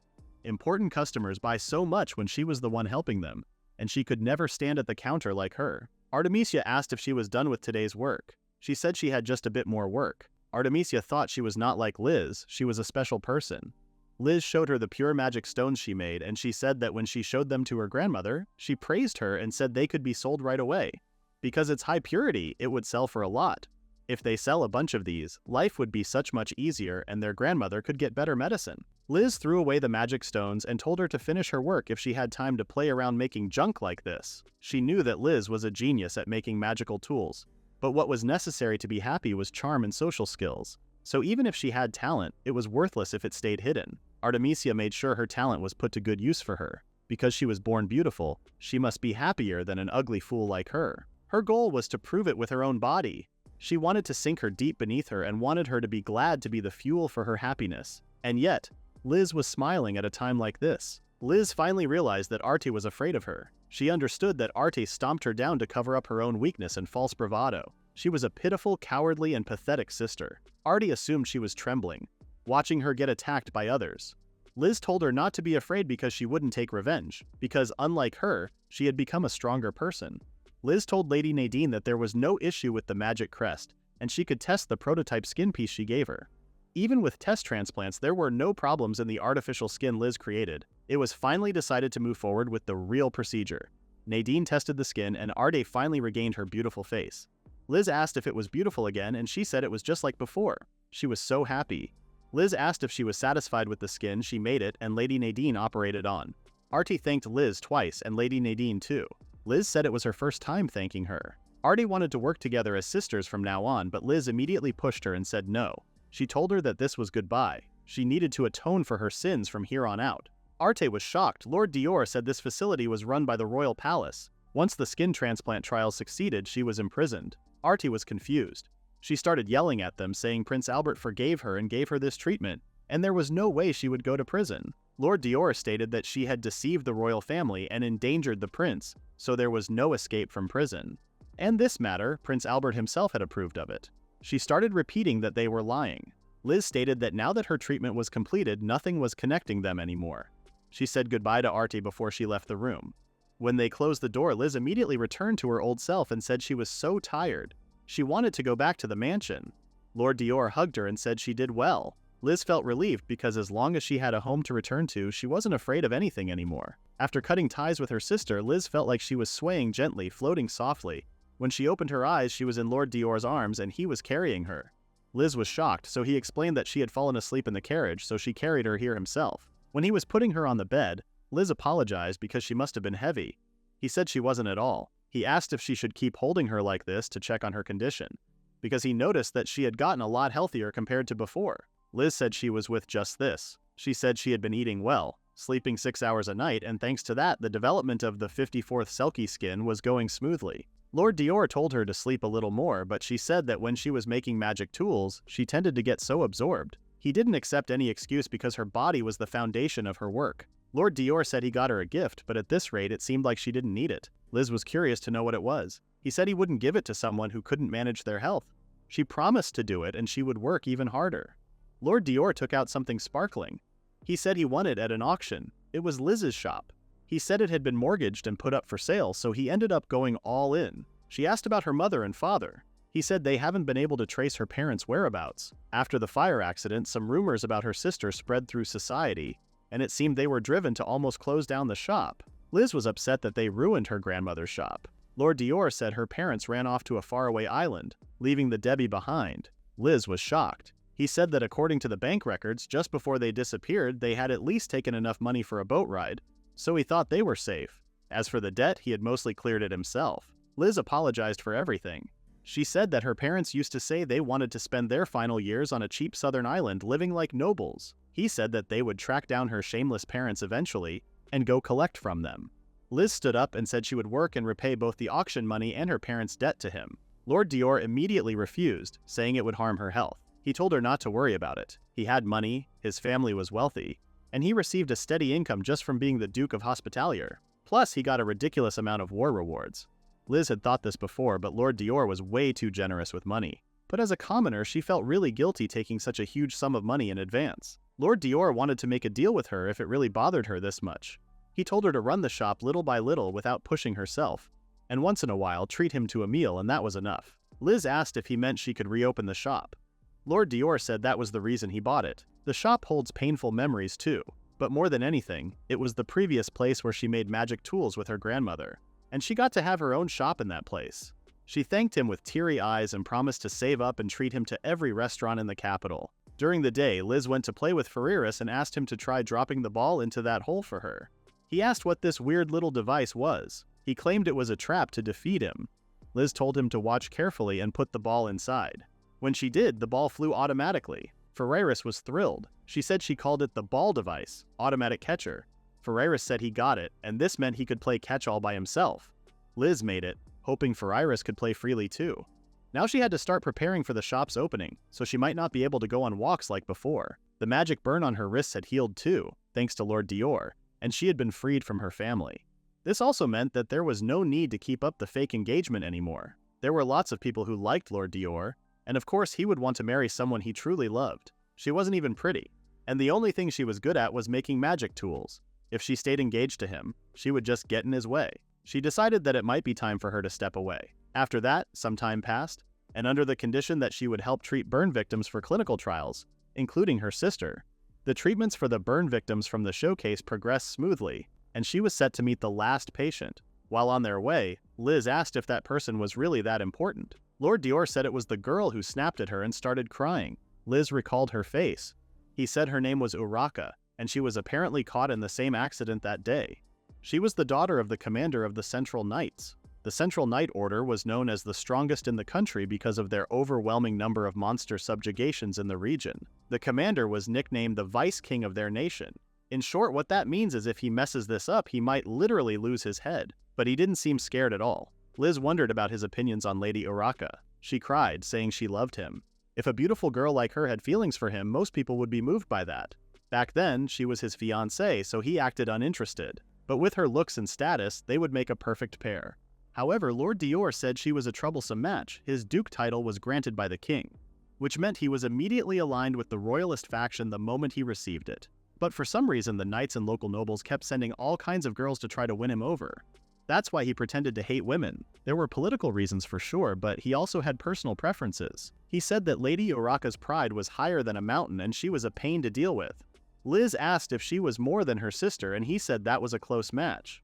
Liz just hoped that she wasn't scared. In the future, Lord Dior's feelings might change too, and yet, the fact that she still wanted to spend every day with him was probably just her own selfish wish. After a while, they finally arrived at the Central Knight estate. For now, she had successfully avoided being fired by Lord Dior. Inside the place, Lady Urraca asked Liz if she was really going to take responsibility for this. Because of the scandal her sister caused, she had been damaged. Liz bowed to her and apologized deeply, but she started screaming at her that an apology was not going to fix this. Liz kept apologizing while Urraca glanced at Lord Dior. She took out her robe in front of them and told Liz to look at her scar. Liz was shocked. She told Liz that the scar was on her chest and asked what she was going to do if it left a mark. Lord Dior turned his back while Liz begged her to just cover herself. Lord Dior couldn't stand her and slammed the door. After he left, Lady Urraca started crying because he didn't show the slightest interest in her. He didn't even glance at her way. She asked if he didn't have any interest in women's bodies. Liz tried to explain that he said something about it, whether it was political or something like that, and told Lady Urraca that she was incredibly beautiful, and that she should be confident. Lady Urraca screamed again and told her to find out about her place. Liz felt this unfair blame before, thanks to that older sister of hers. Urraca suddenly changed her attitude and even apologized to her for taking it out on her. She said she didn't want to hate her. She couldn't handle her emotions properly, and she was really sorry. Liz realized that she was actually different from her sister. Lady Urraca was someone who could apologize to people. That was actually cute. Urraca heard about Liz too. They said she was the granddaughter of the former king's younger sister. In terms of bloodline, she was actually above her. If that becomes widely known, then she didn't stand a chance. Even so, she said she couldn't give up. Even though she was his fiancée, Urraca acted shamelessly and apologized to her. Liz told her that she was kind and considerate. She said that was the reason why she believed that she could still make things right. Urraca was amazed by her kindness and thanked her. She said such rude things that night, and yet Liz still came to heal her like this. It was no wonder Lord Dior was drawn to her. She said that if Lord Dior were ever to be captivated by her, she was going to demand he take responsibility for the burn scar, but now, she decided to give up on him. She said she was going to become so beautiful that he would regret it, and she would catch an even better man than him. She asked if she was going to make this scar disappear beautifully. Liz said, of course. After the treatment, Urraca was amazed because she healed so professionally that no one would ever guess this skin had been burned. Liz said she was just taking responsibility for what a family member did. The treatment itself was from Dr. Nadine. Even after seeing all the doctors in the country, they said the scar would remain, so Urraca was really grateful. She wanted to do something to thank her. She said she didn't need any thanks, but if it was right, she asked her to meet with her again. She said she was opening a magic tool shop. Since she was little, it had been her dream to become a magic tool artisan who made everyone smile just like her grandmother. She said she wanted to create cute accessories and clothes that would look good on Lady Uraka. Lady Uraka was sure her dream would come true because she was so skilled. She promised to come visit, and when she does, she is going to bring her wonderful boyfriend with her. Lord Dior could hear them behind the door and smiled a little. At night they returned, but Lord Dior stopped saying they were here. They weren't near the mansion, so Liz was confused. Lord Dior said there was a place he needed to stop by. She asked if it was part of his work because it was almost dinner time. He said it wasn't about work, but it was something important. He took her to the Azoth family's private land. The moonlight made the place bright and it looked amazing. Liz wondered why he brought her here. Lord Dior said everything had been settled now. Her parents, Artemisia and she, took responsibility for the victims of the accident. She did it all. He said that he wanted to acknowledge that in his own way. He put on a blanket for them to sit and look at the stars. The starry sky was so beautiful. Until she came to the mansion, she never had time to even look at the stars. This was the first time she had seen them this beautiful. Lord Dior said that when he was 11, he had a magic stone set at her shop and began learning magic. Then when he was 12, his talent was recognized, and he went to study abroad at the Northern Magic Academy. That's where he met Fariris. But the northern country was way too cold. He wanted to go home so badly he skipped grades and graduated early at 15 years old. That was the same age as her now. She asked what he did after that. He said he worked as a researcher at the Royal Academy. Technically, he was still working there, but there was way too much paperwork. Then war broke out. Even as a researcher, he was overwhelmed with work. At times like that, he came here. The clear, starry sky, which looked like magic stones scattered over black velvet, was his favorite thing to look at. Liz bet Fariris would run around here joyfully. He said he never brought him here. That guy had no sense of emotion. Liz thanked him for talking to her. She was really glad she got to know more about him and said she was going to become a great magic tool artisan too. In the middle of this romantic evening, Liz dropped a bomb on Lord Dior, suggesting calling off their engagement. Shocked, Albert asked why it came to this and if she was not thinking about something foolish again. She said that she had caused him trouble, but this time it was for a positive reason. She said she realized it when she successfully created Selkie skin herself. Just like he said from the beginning, she did have talent as a magic tool artisan, but that alone wasn't enough. She had to build a foundation for her own life and become independent. Otherwise, there was no way she could have had her own shop and made her dream come true. Lord Dior responded that she didn't have to call off the engagement just for that. The threat from her family was gone, but she still needed support. Liz stated that this wasn't the only reason. As she was now, she was too immature to be a good match for him. He was an amazing magician. They called him the Duke of Ice and Water, but she knew he was actually a kind person. When she collapsed at the party when the fire broke out, he always saved her. To her, he was her hero. Someone as wonderful as Lady Uraka was more suited for him. So even if this was a fake engagement, she wanted to become someone worthy of standing by his side. If someday she became someone who matched him in both appearance and character.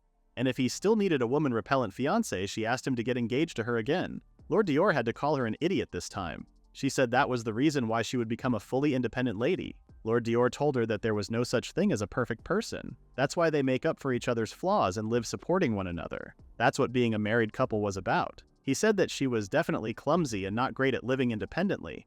But how much she loved to eat. How she got so absorbed in magic tools that she didn't notice her surroundings. And how sometimes she pushes herself too hard. He actually found all of that endearing. And besides, he didn't dislike taking care of people. He wanted to support her too. He asked if she understood that he wanted to be with her. He asked her to stay by his side. She said she didn't know how to dance or act with proper manners, and that was fine with him. She said she eats a lot and might strain the food budget. He said he had got more money than he knew what to do with. She said she might break his rules and stay up all night making magic tools, and he responded that he would scold her for that. And when she said she wasn't even pretty, he responded that her self-esteem was way too low because she was cuter than any noble girl out there. Lord Dior then asked if there were any more excuses. Liz realized that she also wanted to be with Lord Dior. She wanted to stay as his fiancée. Before she realized this, Lord Dior became irreplaceable to her. In the next scene, there was only 1 week until the opening of Riviere Magical Tool Shop, and Pierre and Kurumi went to help Liz clean the shop. Liz thanked them for their help, and Kurumi said it was no trouble. More importantly, she said they really were a perfect match. Liz was puzzled, so she asked if the necklace shining on the master's chest was a gift from Lady Liz, and besides, there was a golden bangle on Liz's wrist. After that conversation with Lord Dior under the night sky, Lord Dior had a request regarding their engagement. He wanted her to make a necklace for him to wear. Confused, Liz said he could buy one anywhere. He asked if she wouldn't give him Riviere. In return, he wanted to give her this bangle. It was a prestigious item passed down through his family, and she could just adjust the size herself. Lord Dior's name had the meaning of golden, and Riviere meant a string of jewels. To exchange jewels was effective to declare each other as lovers. In other words, it was what they might call a lover's game. Liz tried to explain that this was merely a charm to ward off other women for Lord Dior, but they did not believe her. Lord Dior said he had an errand to run, but he was counting on him for the rest. When he left, Liz said she had something to tell Pierre and Kurumi. She said that she intended to call off her engagement with Lord Dior until very recently. Because she was so immature, she felt she couldn't stand by his side. And she always thought that she was causing trouble for everyone. But that was a selfish thought, it seemed. Everyone reached out to help her, and she realized it wasn't a bother or a nuisance at all. But everyone was kind and warm. And most of all, she wanted to be with Lord Dior and everyone in the mansion. Lord Dior told her about the past. Even he, such an amazing sorcerer, had a time when he normally went to school and studied and worked so hard. She wanted to learn many things like him and become a splendid magical tool artisan. To that end, she intends to pour her efforts into the magical tool shop, which has been her dream. She also wanted to become someone worthy of being Lord Dior's fiancée. Therefore, she had a request for both of them. She asked them to teach her how to behave like a noble lady at the mansion. Kurumi was so touched and couldn't stop crying. She promised to help her become a wonderful, noble lady. Pierre said they realized she was troubled about something, and she resolved it with Lord Dior, and this was wonderful. It showed how special she was, and actually he revealed that Lord Dior rarely talked about himself. He was a difficult person, and only Liz could manage him. He asked her to continue to bear with their eccentric master. Kurumi agreed with Pierre because the only person Lord Dior smiles at so gently is her. That night, she also felt Lord Dior was a special presence. She was so happy when he said he wanted to be with her. Her heart raced, thinking how much she wanted to be with him too. This feeling was different from the warm, fuzzy feeling she got from Kurumi and Pierre. She wondered what that feeling was, but couldn't find an answer. In the next scene, Liz went to see Lord Dior with Ferreiris. She wondered what this was about. She said it was dancing practice. Kurumi said Liz had recently been learning how to act as a noble lady, and since she practiced dancing today, she wanted Lord Dior to be her partner. Lord Dior reminded her that she didn't have to force herself to change just because they were engaged, but she said she was not forcing herself. She then asked Lord Dior for a dance. Lord Dior stared at her hand and couldn't help but smile because it was supposed to be the other way around. While dancing, Liz panicked and stepped on his foot, but he said that was fine. He was leading her so professionally that it didn't look like Liz was an amateur. After they finished the dance, Lord Dior winked at her. Ferreiris started cheering for them in the middle and said he was quite good. Lord Dior held Liz and asked how it was. He wondered if she thought she could become a fine noble lady. Liz smiled at him and said yes. In the next scene, by building up what Liz could do one step at a time, Riviere Magical Tools had finally opened. Lord Dior gifted so many flowers that the place was full of them. He said he would have brought more if there weren't enough. She thanked him and said she had already received so many flowers. That was true, but it had been several hours since opening, yet there didn't seem to be any customers. She said that she overheard something while she was tidying up outside with Kurumi. The people were talking about how her magical tool shop's reputation used to be so good, but they defaulted on their debts and ran off. They weren't sure about relying on a shop like that. What they were saying was largely true, so it couldn't be helped. It seemed the rumors were circulating. He asked if she had the old customer list and suggested informing the regular customers about the reopening. She said they would start bit by bit from situations like that. A customer came and said he heard they went out of business, but they were still operating. Liz welcomed him, but she was so panicked that she didn't know what to say. Lord Dior was pretty embarrassed on behalf of Liz. The man showed her a watch and said he had asked them to repair this watch last month, but it wasn't fixed at all. Liz apologized and asked if she could see it. The magic stone had become a poor quality one, so she thought her father might replace it. After she left, she couldn't arrange pure magic stones. She said she could fix it for him and asked for 5 minutes. After 5 minutes, she thanked him for waiting and explained to him that the impurities in the magic stone gradually disrupted the flow of magic, causing the watch's rhythm to go awry. She had replaced the magic stone and the worn-out gear and also adjusted the watch's error to less than 5 seconds per day. The man looked at the watch and he seemed satisfied. He said this was made for him by the previous owner of this hop. The quality remained unchanged no matter when he brought it in for repair after the succession. He thought it was the master who was doing the repairs, but he was sure it was her.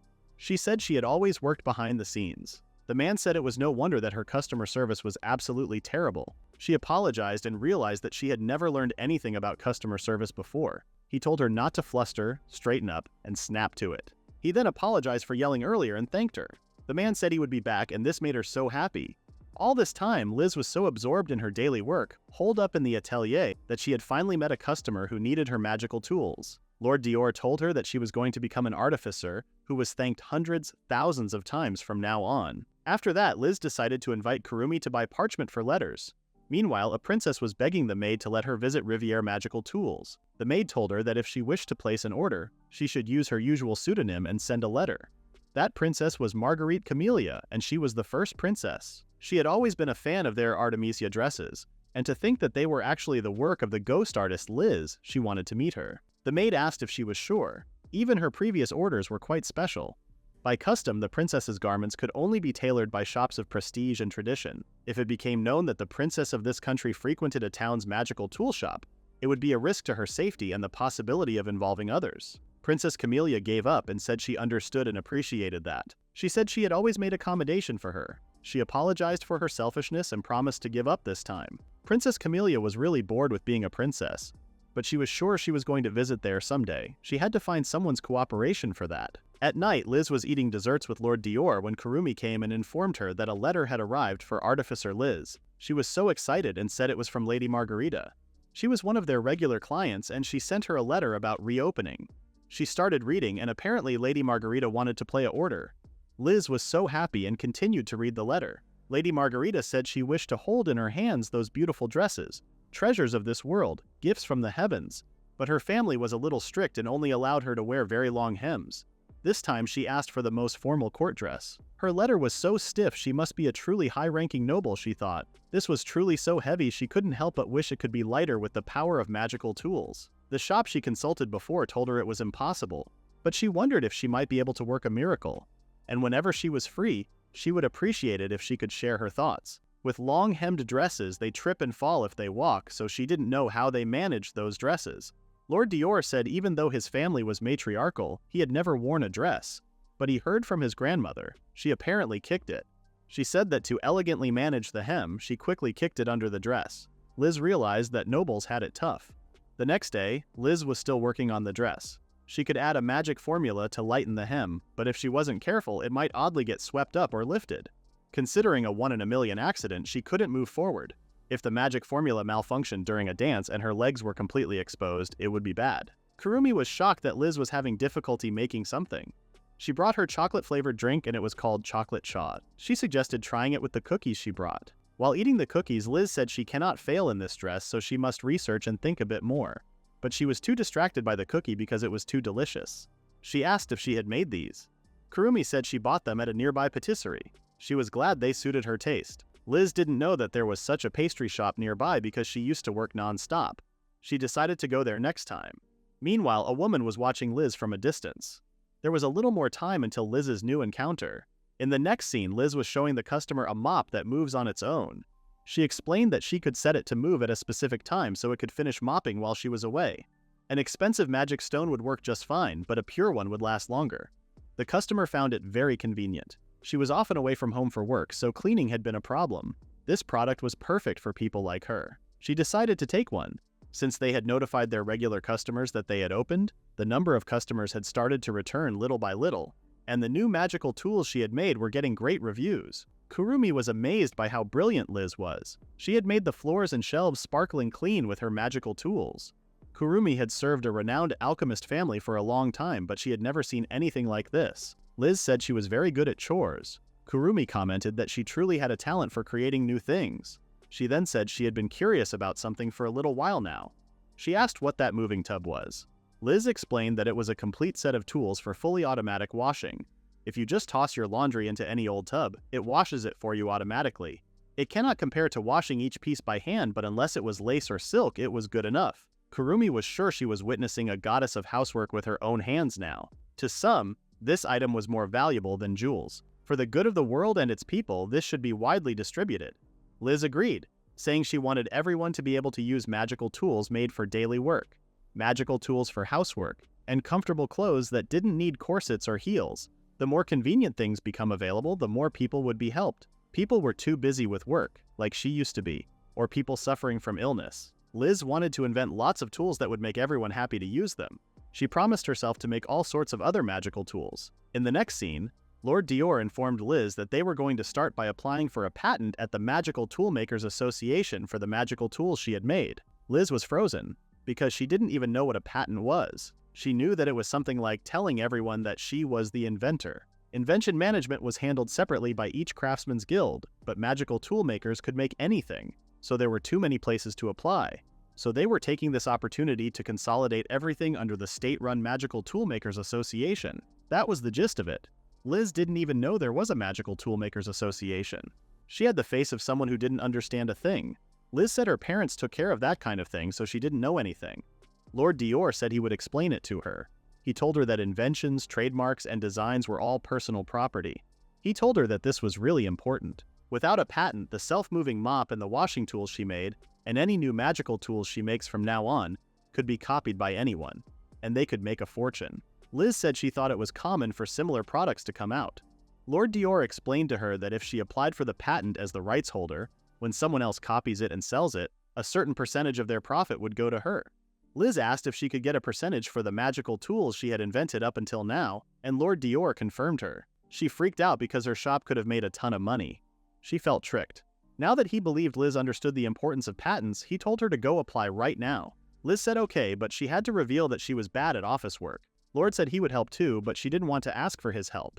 He said if he left it to her, she would never finish it in her lifetime. He told her to register what she could and they would hire someone for the rest. He would if he could, but he was stuck secretly investigating some illicit activities involving magic. Liz said she agrees with finding a helper.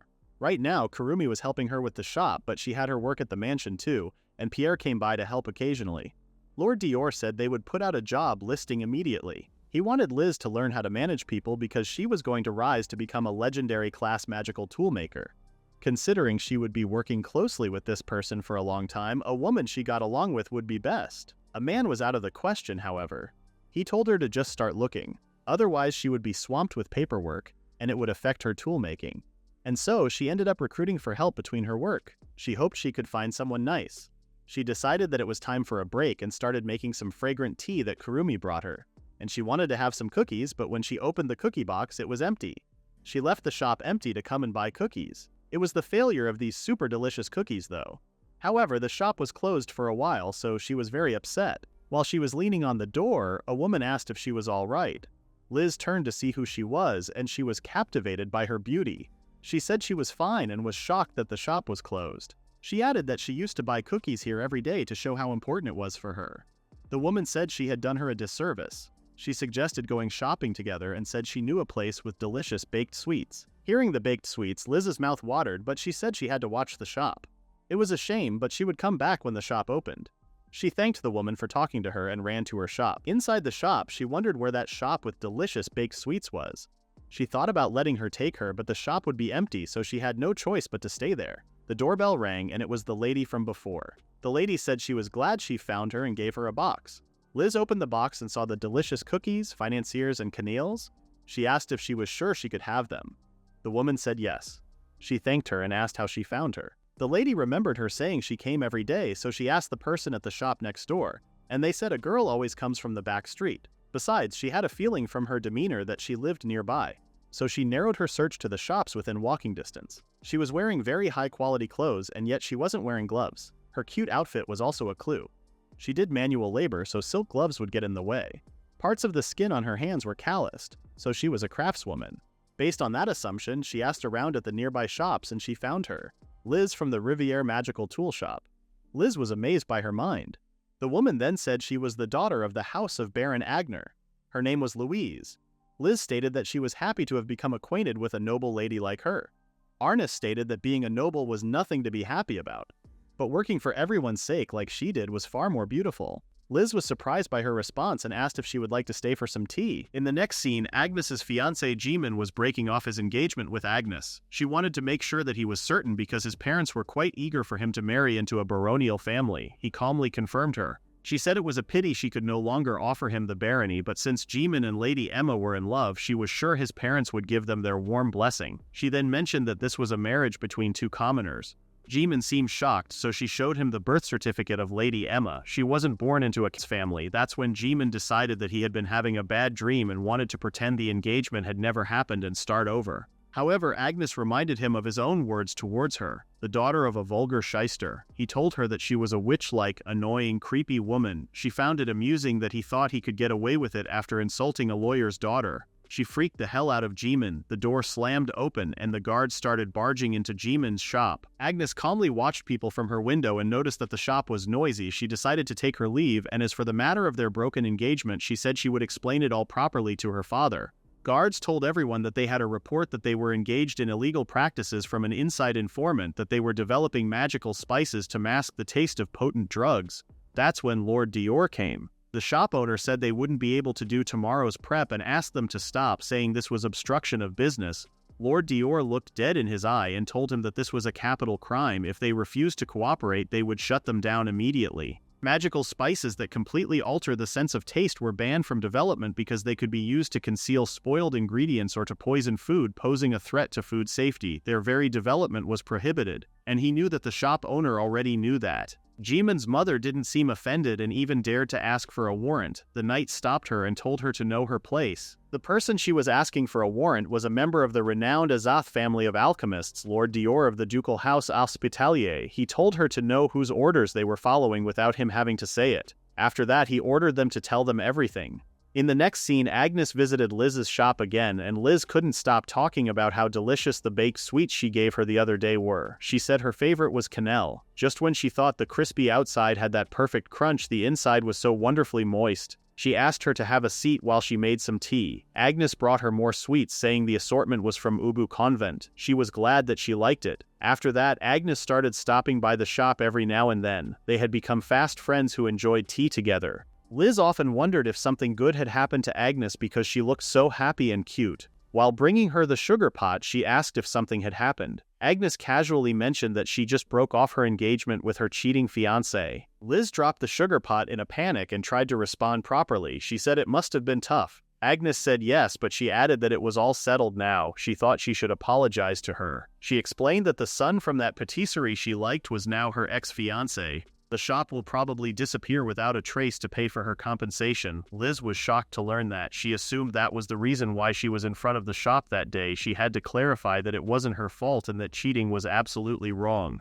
It really helped Agnes to hear that. She wanted to have some tea and eat the desserts she brought. Liz agreed to her, and she was absolutely shocked by how delicious they were. The generous chunks of apricot and the mellow custard cream were a perfect match. Agnes couldn't help but notice how she really knew how to enjoy her food. She suddenly gave her the recipe for the cookies she liked as part of the compensation. Liz wasn't sure if she should accept this because she might be able to recreate those cookies, but she did it anyway. While sipping her tea, Agnes stated that she was glad to be done with him, clean break and all. She was sick of engagements. She was sure they would just introduce her to someone else soon enough anyway, so she was enjoying her peace for now. Liz knew how hard it was to be a noble. She just wished they would let them marry who they loved. She wondered if Agnes had anyone she liked. If they gave her a choice, she wouldn't marry anyone. She wondered if she would be free from all these troubles if she became a commoner and ran a shop or took over the family business. Liz commented that running a shop was fun. Agnes then asked Liz if she had someone she liked. Liz blushed and started stuttering. She said Lord Dior had taken such good care of her, and even though she was his fiancée, she just kept getting scolded. That's when she remembered that she must find a lawyer who could handle paperwork, and this wasn't the time to be leisurely drinking tea. She even made a poster, and if she didn't find someone quickly, she could get scolded.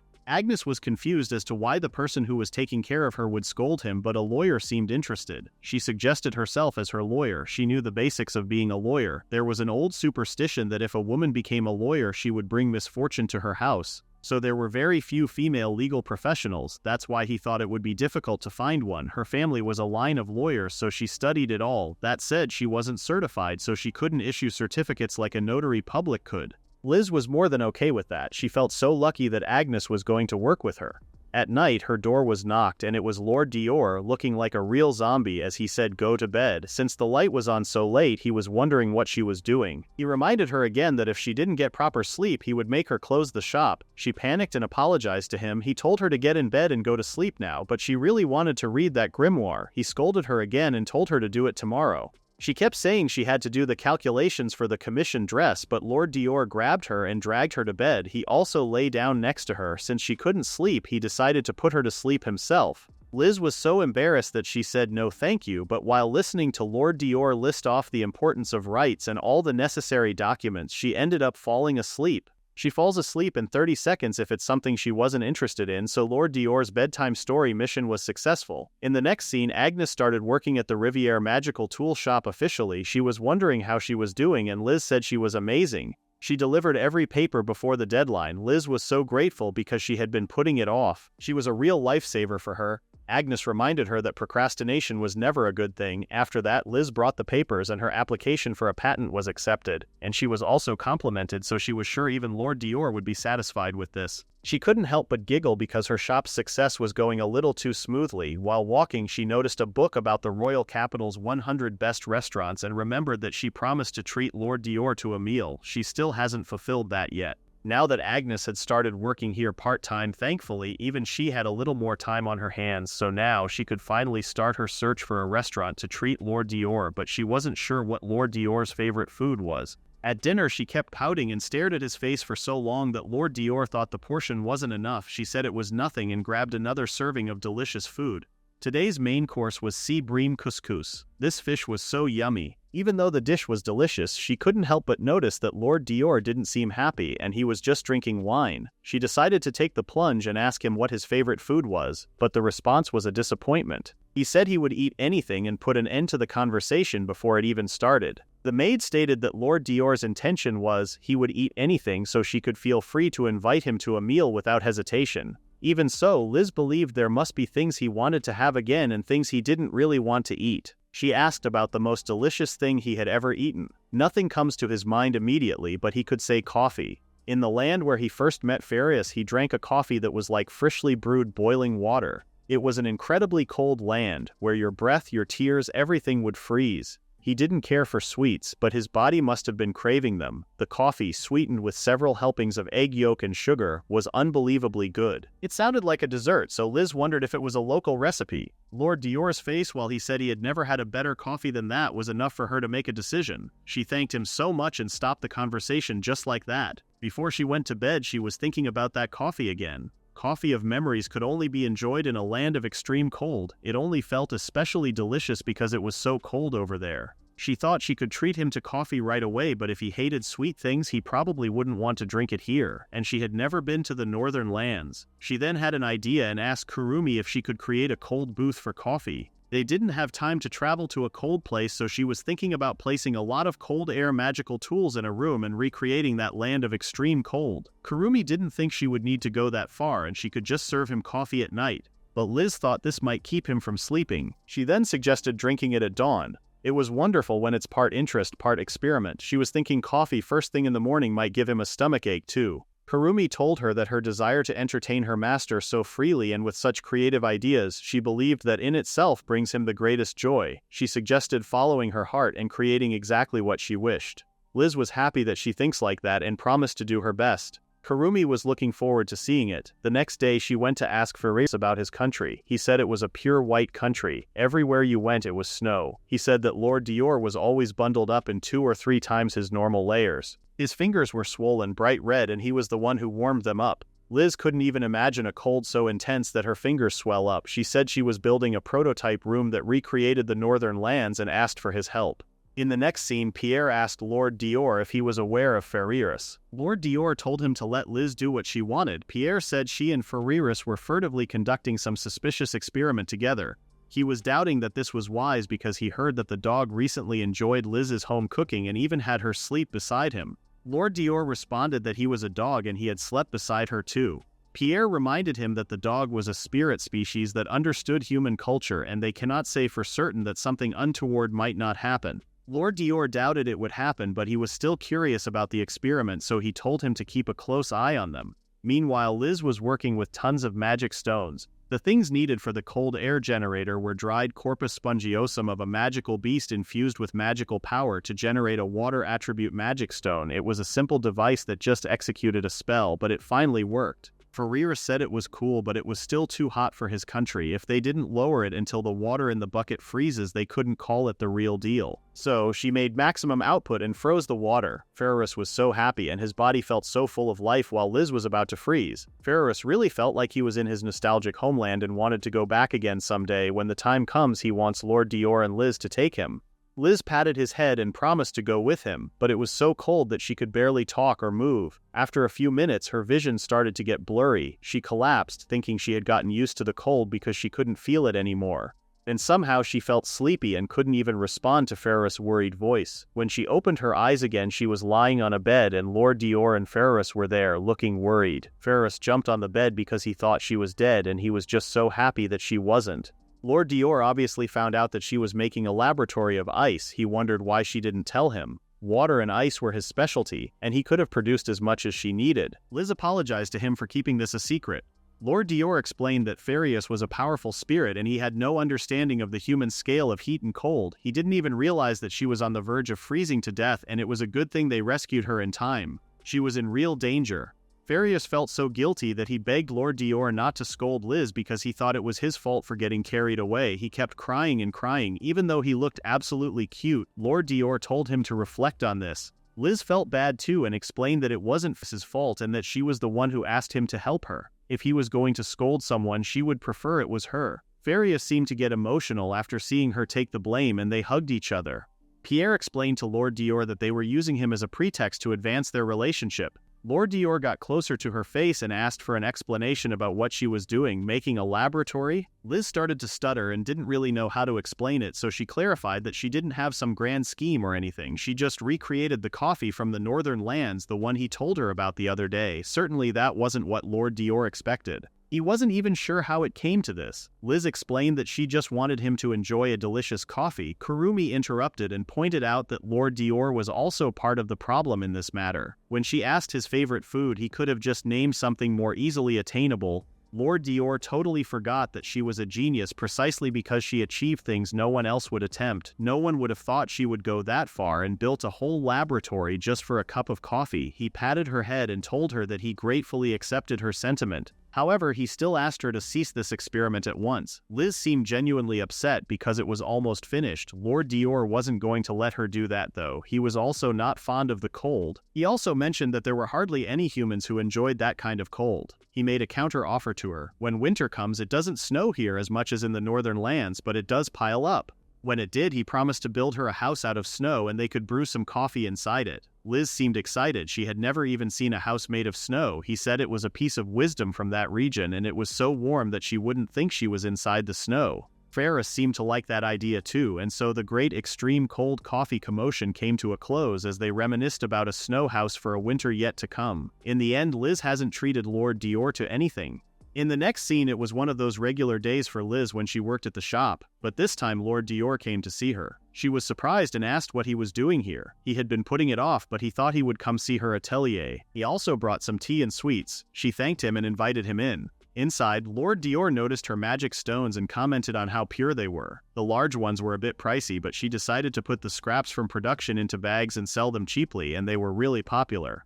She excitedly goes on to say their recent bestseller was sparkling lace. She incorporated a glitter effect into the magic thread and it made things look gorgeous even without any. Next time she wanted him to let her make some detachable sleeves for his clothes. It might just become the new trend at the evening soirees, she believed. Lord Dior was afraid that she was trying to make him her walking advertisement, but he was happy to see that Liz was enjoying herself. Liz was happy too. The door knocked and it was Agnes. Since she didn't know Lord Dior, she thought he was a customer and asked if he was a friend of Liz's. Lord Dior grabbed Liz by her shoulder and smiled politely. Liz noticed that he activated his fiancé mode to ward off other girls. Agnes noticed his hand and Liz's red face, so she misread the situation and told him that she was an employee at this shop and asked him to let go of her while glaring at him. Lord Dior whispered in Liz's ear, asking if she had hired someone without a single word of consultation with him.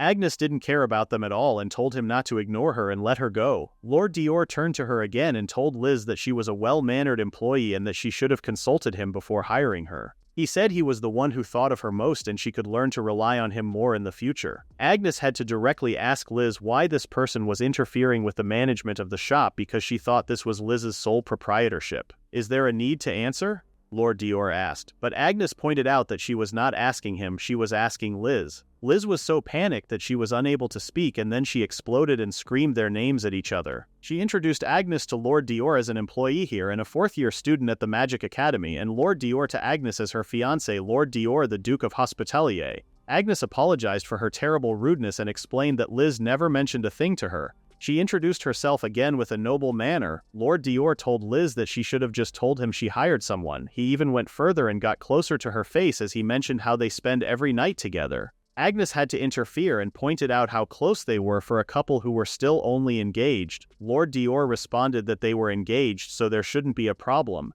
Agnes had to drag Liz from him and asked if he was really her fiancé. She wanted to know the details of their fake engagement and kept asking if he forced this upon her. Even though Liz said it wasn't forced at all, Agnes turned to Lord Dior and told him that this man may be exceedingly handsome, but to go around broadcasting private matters that could affect Liz's honor made her doubt his decency as a person. And if Liz couldn't stand up to his grace, the Duke, then she would be her strength. Liz was so panicked because those were some disrespectful words coming out of her mouth, but that only made him chuckle with laughter. Agnes questioned him about what he found so funny, and he asked her not to mind him and commented to Liz that she had found a good friend. He then decided to leave and kissed her cheek. Right after he left, Agnes kept calling him a horrid man, how rude and the worst he was. She couldn't believe he was so touchy-feely with a girl. As she was telling Liz to break up with him, she noticed her blushed and cute face. Liz tried to explain to Agnes that Lord Dior was a really kind person. He was kind and strong. The way he looked at her and the palm of his hand when it touched her were gentle yet so warm. She used to be fine with him touching her, but now her heart pounds so loudly she can hardly breathe. Seeing her face like that, Agnes had to assume that she was in love with the Duke. Liz couldn't deny that. She said she couldn't possibly object to anything after seeing that look on her face. She promised to cheer for them. In the next scene, Liz bought lots of different sweets and asked Lord Dior to eat whatever he liked. Lord Dior had to comment on how she bought quite a lot of them and asked if the sweets for their tea time weren't enough. She said she meant for them to be for everyone, but they looked so delicious that she ended up buying too many. Dior said they could finish them if they all shared. The moment Liz realized that she was in love with him, she became so conscious of him. She then mentioned that she bought a dog-friendly cake for Ferreras too. Ferreras called her a fool for doing that because he was a noble magic wolf and he could eat human food like a normal person, but he still tried the dog one too.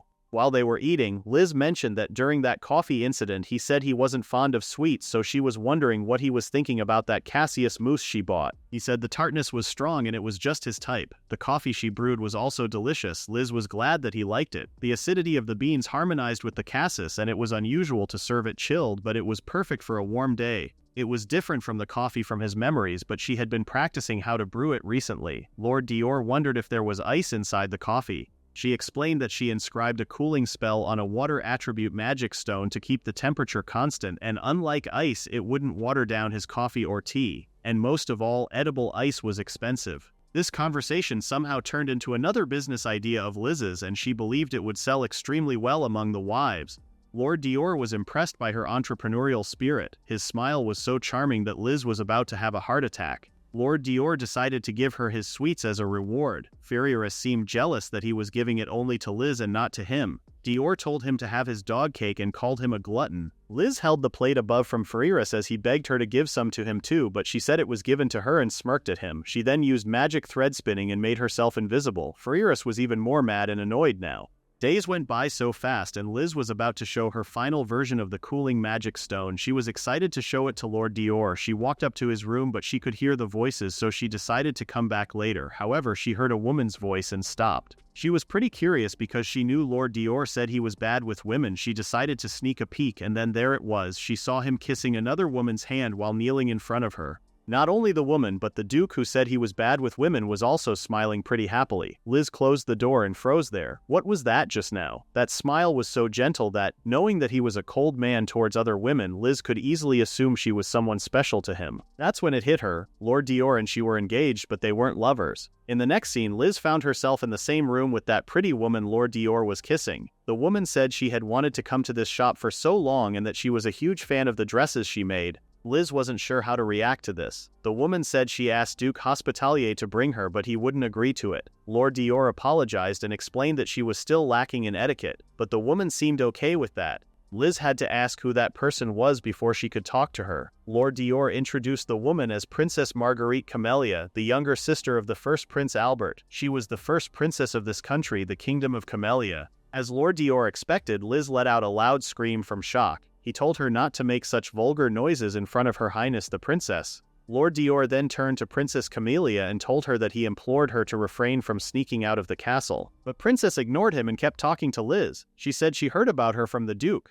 Liz apologized for being Lord Dior's fiancée because she thought they were lovers. Princess was confused because they were unrelated. Liz seemed puzzled too, so she realized that she had caused a misunderstanding. She explained to her that she was given an order by the king to come meet her today. She gave her the letter entrusted to her by the king.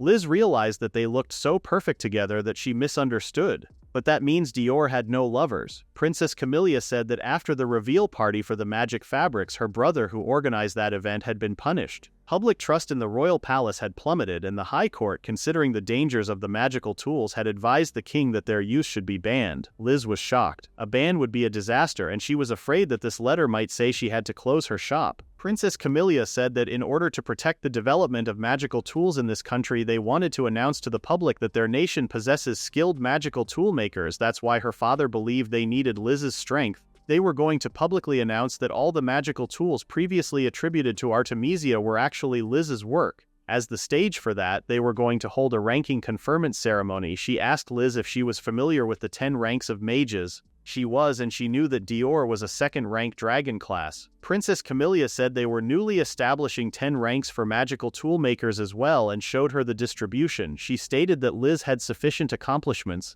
They were going to start by awarding her the 6th rank magic wand class, and that letter she was holding was her invitation. Liz was shocked. She asked what kind of work that entailed. Lord Dior responded that the 7th rank was for those who had come to their own and the 6th was the master class. Liz was going to be a master class right off the bat. The examination required a sample of a magical tool, and she could learn the details from the 2nd page of the letter. She opened the letter and took a look at the details. It mentioned something called the Ring of Gigi's.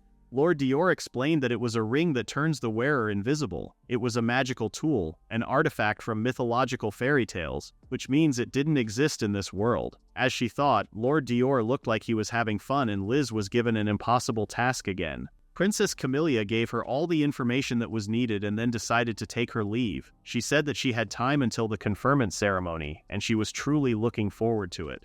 The dress Margarita requested in a letter earlier was truly heavy, and if only it could be made a little lighter, light as a feather, it would be perfect. She really had high expectations. When she left the room, Liz was puzzled as to why the princess knew about Lady Margarita's request. She realized that Lady Margarita might actually be the princess. She asked Lord Dior if he was aware of that, and he acted clueless. When they were at the library, Liz asked Lord Dior for his opinions on the ranking conferment. He told her that her ability was worthy of the 1st rank and that the 6th rank was far too low for her.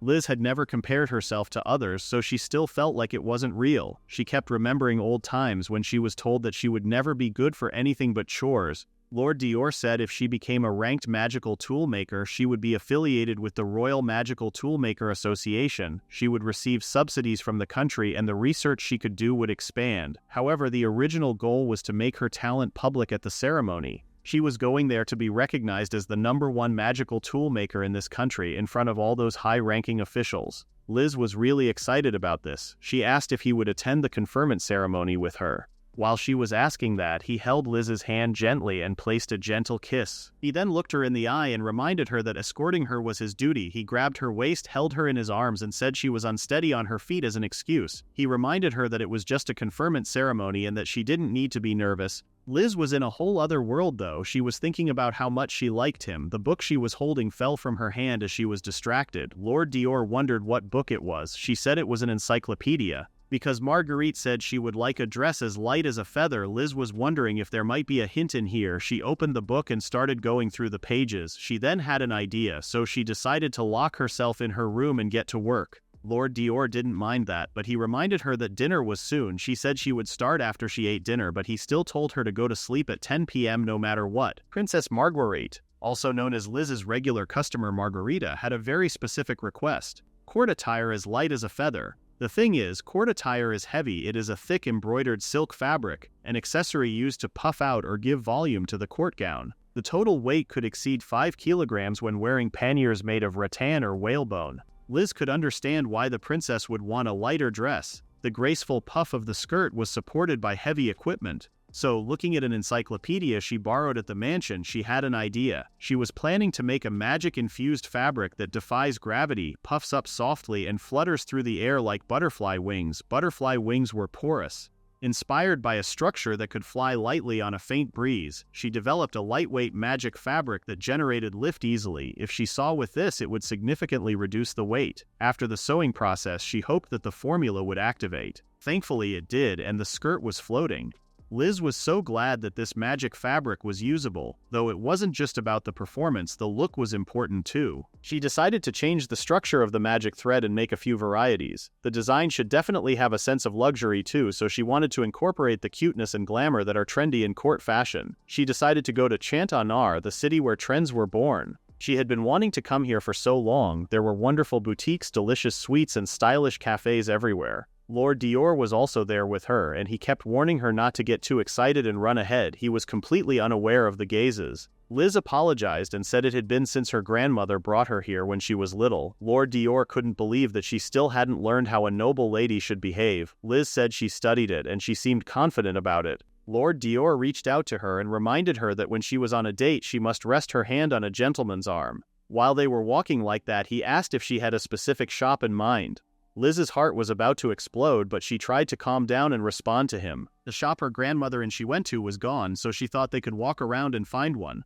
Lord Dior suggested going to a cafe first since she was hungry by now, and she agreed. While eating their sweets and drinking tea, they talked about the dress Liz was making. She explained that she applied a magic formula to that fabric so that the hem would float. Once the design was decided, she was going to add texture, touch, and color. She came to Chantanar today thinking it might help with the design. Lord Dior listened to her talk about her plans and found her amazing. Such magic fabric was usually a fairy tale, but she made that happen. In this country, she was likely the only one capable of pulling off such a feat. When the new 10th rank was established, he was sure she would reach the level of legendary materials in no time. She was his pride. While they were enjoying their conversation, Lord Lionel passed by and he saw them. He knocked on the window and called for Liz. Liz was happy to see him too, unlike Lord Dior. Lord Lionel greeted the Duke and asked if he had finished treating the victims of the reveal party. It was quite the hot topic. He then giggled and teased him, asking if he was on a date today. Lord Dior told him that he had nothing to do with him and to get lost. He kept asking him questions, but Lord Dior ignored him and told Liz to sit down and eat. Lord Lionel also sat next to her and listened to Liz talking about how Lord Dior was accompanying her on an errand. She said she wanted to do some research to learn about recent dress trends.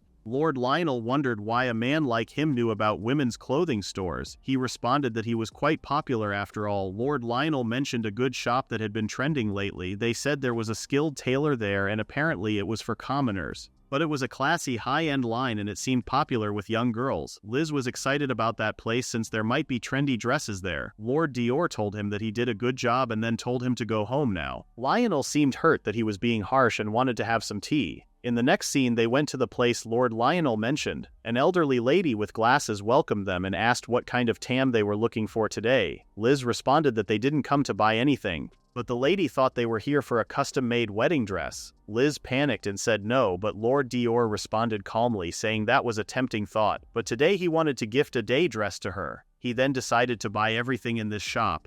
Liz told him that she can't possibly wear all of those dresses and told the woman that she also made dresses and that she heard this shop was popular recently. The lady thought they were in the same business, so she said they were actually a magical tool shop. It was a rare occasion to see a magical tool shop making dresses. She said it was called Riviere in a town a bit east of here. The lady asked if it was Lady Zena's shop. Liz was surprised and said the previous owner was her grandmother. Apparently Lady Zena was very kind to that lady and she even brought her granddaughter to visit them once. She had closed that shop and now she worked here as a seamstress. She asked if she was the Liz from that time and if she inherited Riviere. She wanted to see her hands and commented on how similar they looked to Lady Zena's, warm and strong hands with calluses from her craft. She told her to take her time looking around and she would introduce her to their designer. Liz was so happy and thanked her. In the next scene, Princess Camellia was shocked by how gorgeous this dress was. It looked just like a cascading waterfall. Liz added that it was possible to make jewelry with magic stones for her. It consumed magic power to keep the hem floating, so Liz embellished it with magic stones. She was glad that the princess liked it and asked her to let her know if she had any preferred colors or cuts. Princess Camellia was amazed that Liz paid attention not just to functionality but to the design as well. She asked Liz if she knew what one had to do when wearing a dress with a long train. Liz heard that they had to kick it from the inside. With an annoyed face, she confirmed her.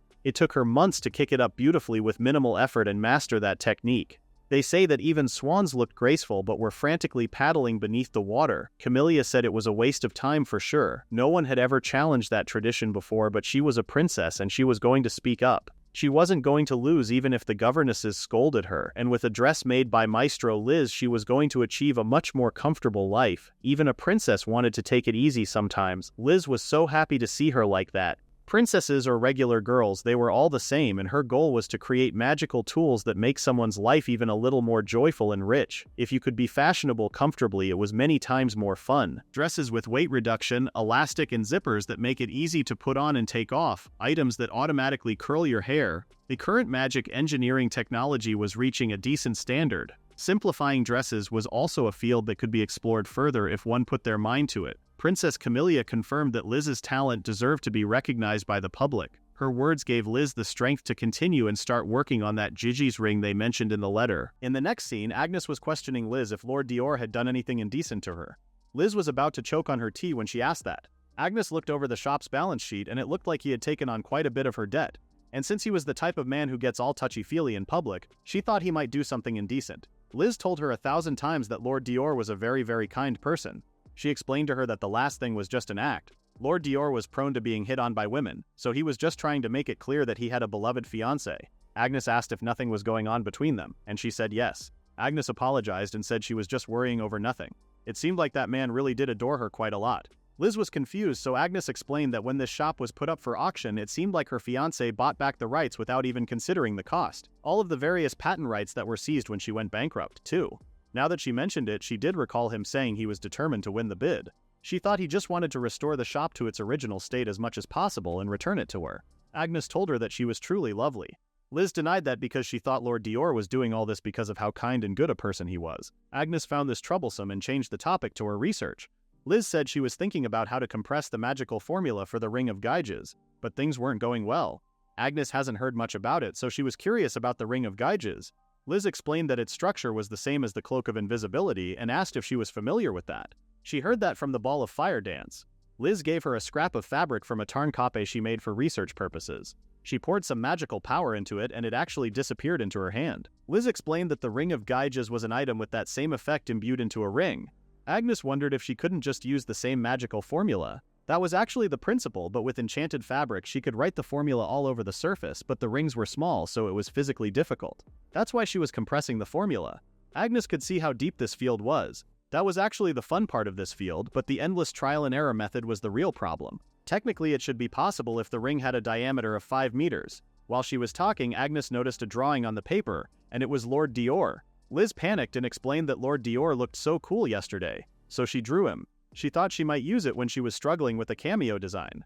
At night, Lord Dior came home and knocked on Liz's door, but she didn't answer him. Worried, he slowly opened the door to check if she was asleep. Just as he thought, she fell asleep on the desk. He put his coat on her while also scolding her, and then he noticed the drawing she made. Liz woke up before he could take a closer look and panicked when she saw him right behind her. She asked if he saw it, but Lord Dior acted clueless to not make her embarrassed. He suggested that she finish up her research if she was sleepy and then take a look at her papers about the Ring of Gyges. But he said he couldn't read this at all and asked what kind of script this was. She explained that this was their family's magical formula that her grandmother taught her. Magical toolmakers use codes so their techniques don't get stolen. He found it inefficient, but that was just a magician's perspective. But the equations were universal, so he could at least understand that part. He wondered what she was calculating. She said she was trying to imbue a small magical tool with a powerful magical effect, so she had to condense the formula as much as possible. By how much, he asked. She said she needed it to fit into a ring with a circumference of at most 6 centimeters. Lord Dior said this was impossible. If it were possible, even a legendary blacksmith would take off their hat to her. She said she didn't know what to do either, and she was at her wit's end. Suddenly, Lord Dior suggested her to add salt in times like these. Liz was confused and was pretty sure Lord Dior was just saying weird things. He explained that a talisman made of magic silver with one perfect salt added was somehow extremely effective against curses. Liz had never heard of this. She thought the silver would rust if they added salt to it, but the magical power might act as a buffer and turn it into a new non-rusting material. Lord Dior said it might be a secret family technique. His family came from a lineage of alchemists. The Azoth family was a prestigious house of alchemists. His family was really famous. 1.5% salt wouldn't do, and 0.5% wouldn't do either. There was no clear correlation between salt and witchcraft either. But in alchemy, some recipes occasionally exhibited unexpected, super effective results. That's why when his family hits a dead end, they say add salt. If you mix and match everything to perform alchemy, every once in a while a winning alloy is created. That was quite primitive. In Lord Dior's experience, illusion magic worked well with liquid metal. Liz said it would be difficult to process that into a ring. Water and wind attributes were better. Things that changed shape were easy for illusions to cling to. Everything Liz made needed to look like jewelry first and foremost, so she hasn't made many alloys. The principle was unknown, but he still advised her to try it. It was hard to handle, but it might be a special kind of iron sand. It could be useful. If she mixed iron sand harvested from the Gable Mountains with mithril in a certain ratio and cast a fusion spell in a magic furnace, for some reason, it starts recording any magic cast nearby as a magical formula. That means she could make a memory medium.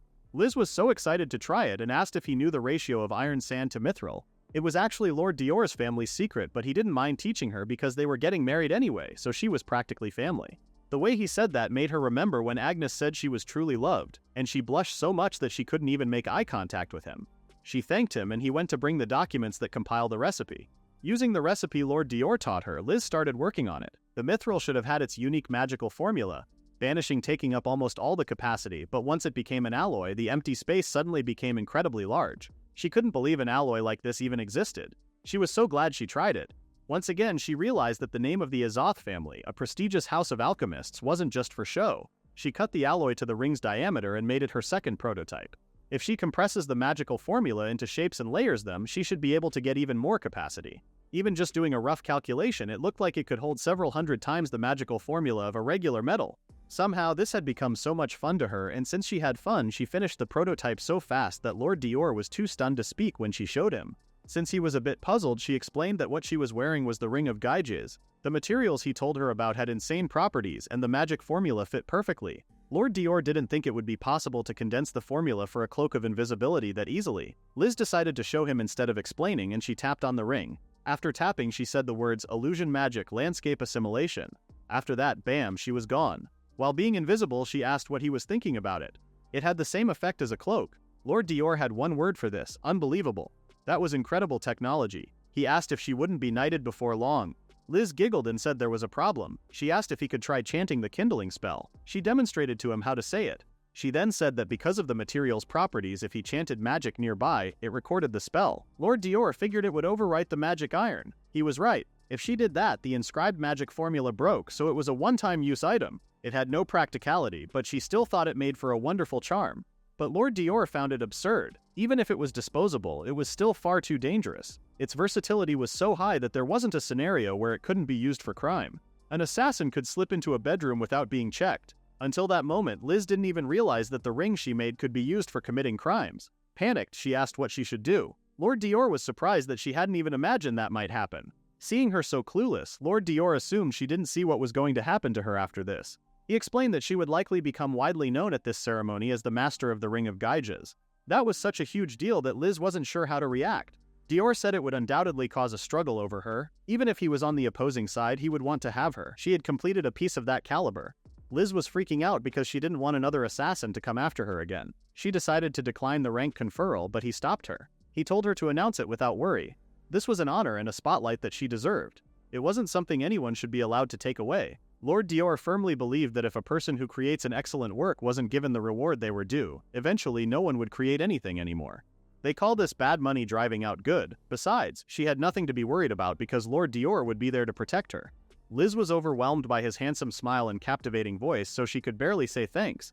Lord Dior thankfully didn't embarrass her any longer and said the country would move to protect her as well, so there was nothing in the way to stop her from participating in the ceremony with peace of mind. Regardless, the Ring of Gyges was finished. It was certified as a piece worthy of a rank 6 magic toolmaker, and Liz went to attend the rank conferral ceremony. The day of the ceremony arrived, and Lord Dior checked on Liz to see if she was done with the work. She apologized for keeping him waiting. She was adjusting the necklace clasp and got carried away with the engraving. She added an adjuster so he could change the length. He bowed his head to her to help her put on the necklace easily. She thought he would put it on himself, so her hands started shaking from excitement. She slowly put the necklace on and was overly conscious of his fair-skinned, beautiful neck. He really was a whole man. She was happy that he was wearing Riviere. Before he stood up straight, he asked if it suited him. Her face was red and she panicked. He seemed to have gotten what he needed and stood up. While they were having their romantic moment, Liz was informed that the hair iron was preheated, so Liz said they were running out of time. She apologized to Kurumi for keeping her waiting and started to take off her apron. While she was taking off her clothes too, Kurumi approached Lord Dior and told him to wait outside while she was getting ready. He said he hadn't thanked her yet, but Kurumi's strict voice ordering him to go outside stopped him. In the next scene, Lord Dior was waiting outside by the carriage. Liz came and she was amazed by the bright red color of the carriage. He said scarlet was the color of the royal family, so it was normal.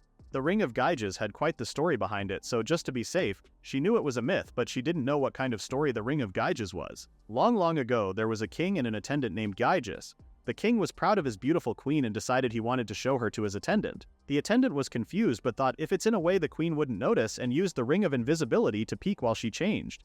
However, the queen noticed the attendant's presence, and though she spent that moment trembling in humiliation, she blackmailed the attendant later. Either be killed by me or kill the king and take me and the kingdom for yourself. Choose one, she said, and so Gyges killed the king and became the king himself. In other words, it was a story about a man who commits treason. That sounded pretty unsettling. She realized that she made a symbol of treason. She then panicked even more because she was wearing a dress without even thinking about royal colors, so she was worried they would suspect she might commit treason. Lord Dior told her that she would be fine. Her appearance was that of a proper, sheltered young lady, and she didn't look like an evil woman who would commit treason. She said she was very particular about the grade of the fabric for this dress. Lord Dior agreed that it was quite well made. He thought she had dragonfly wings behind her, but they were butterflies. Because of the gravity reduction and shape memory effects she put into the dress fabric, the hem fluttered even in a light breeze, and the centerpiece was those butterflies. She processed the magic fabric into a sheer organza-like material. It sparkled and had an iridescent effect. Even though the process was so complex it almost drove her insane, she was satisfied with the results. She thought there would be many noble ladies here today, so this was a good advertisement too. Seeing her look so happy and excited made Lord Dior happy too. He even giggled as he said she looked so cute. Liz couldn't believe he didn't notice how cute he was being too. He then noticed that if they kept chatting like this they would be late. So they departed and arrived at the royal palace after a while. The first person they saw was Lady Urraca. She greeted her and complimented her on her dress. Lord Dior agreed with her, saying Liz was always a lovely woman.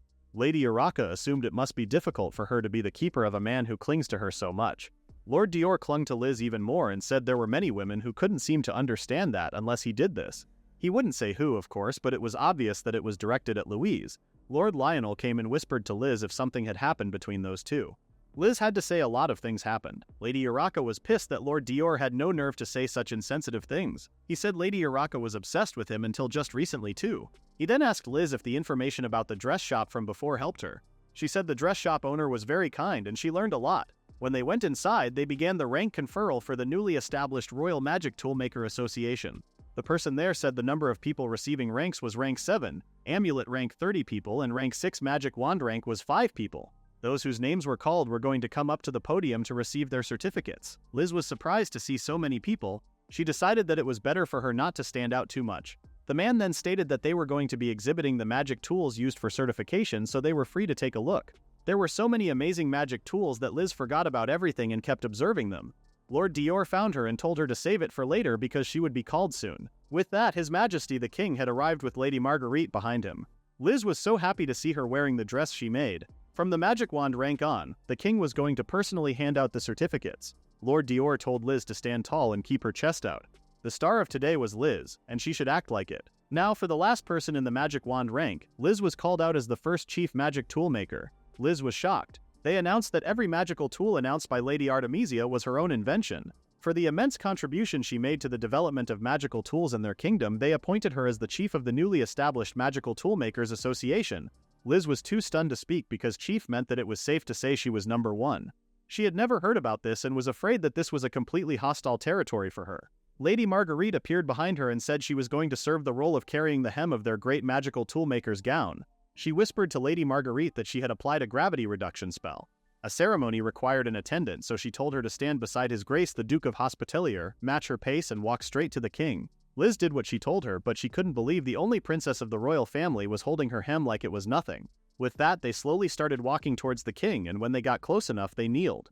Liz was sweating so much from nervousness. Kneeling like Lord Dior was fine, but she had no idea what to do after this. Lord Dior whispered to her to look at the king's feet and bow her head slightly. She was distracted by his voice, so he had to warn her not to look away. The king tapped his cane to the floor and ordered her to raise her head. As a token of his affection, he presented his cape to the chief of magical toolmakers. He stated that the inventions she created were truly magnificent. Liz smiled happily and thanked the king. Lord Dior's proud look was clear. The attendant asked the nobles to give another round of applause for the chief magical toolmaker, Liz. He then gave her the ring she made. She put it in a case that blocked magic so the magic shouldn't be overwritten. Lord Dior held her cape while they explained the ring she made. The magical tool was named Ring of Gyges after the myth. If they used it, they would instantly vanish. It was a ring of invisibility. They asked Liz, the developer, to demonstrate it for them. Liz took the ring out of its box and put it on. After tapping it, she really disappeared. Nobles were shocked. Lady Marguerite was also surprised. While she was still invisible, Liz approached Lord Dior and whispered to him that it was a great success.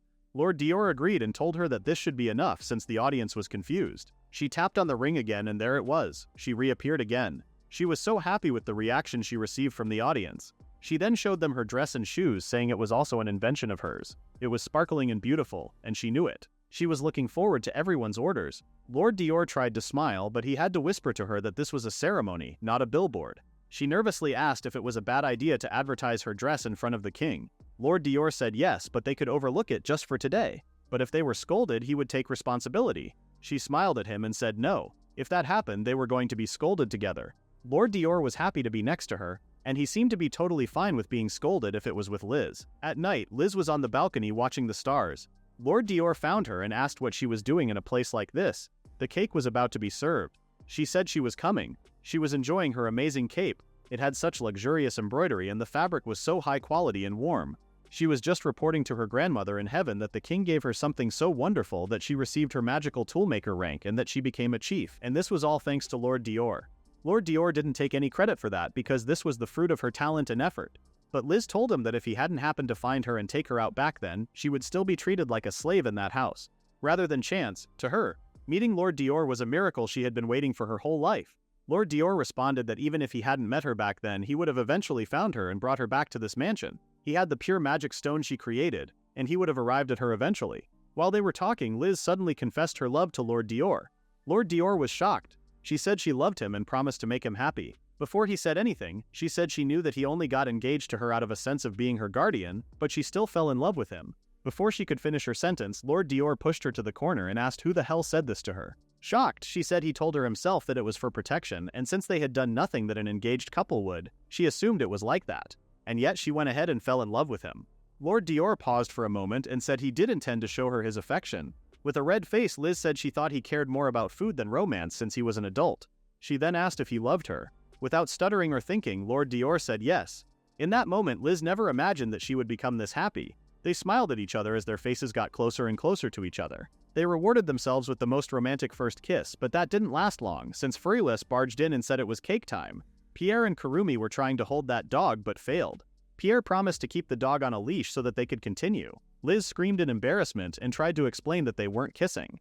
Lord Dior blamed everything on Pierre. Ever since Liz was certified as the head magical toolmaker thanks to everyone's support, the shop had been booming. Liz spent every day staying busy working in her shop. Agnes informed her that she had 2 new orders for an evening dress and a magic stone brooch. She asked if 3 months for delivery would be alright. Panicked, she said it would be perfect. Agnes was worried that she was overworking herself and suggested putting a limit on the number of reservations.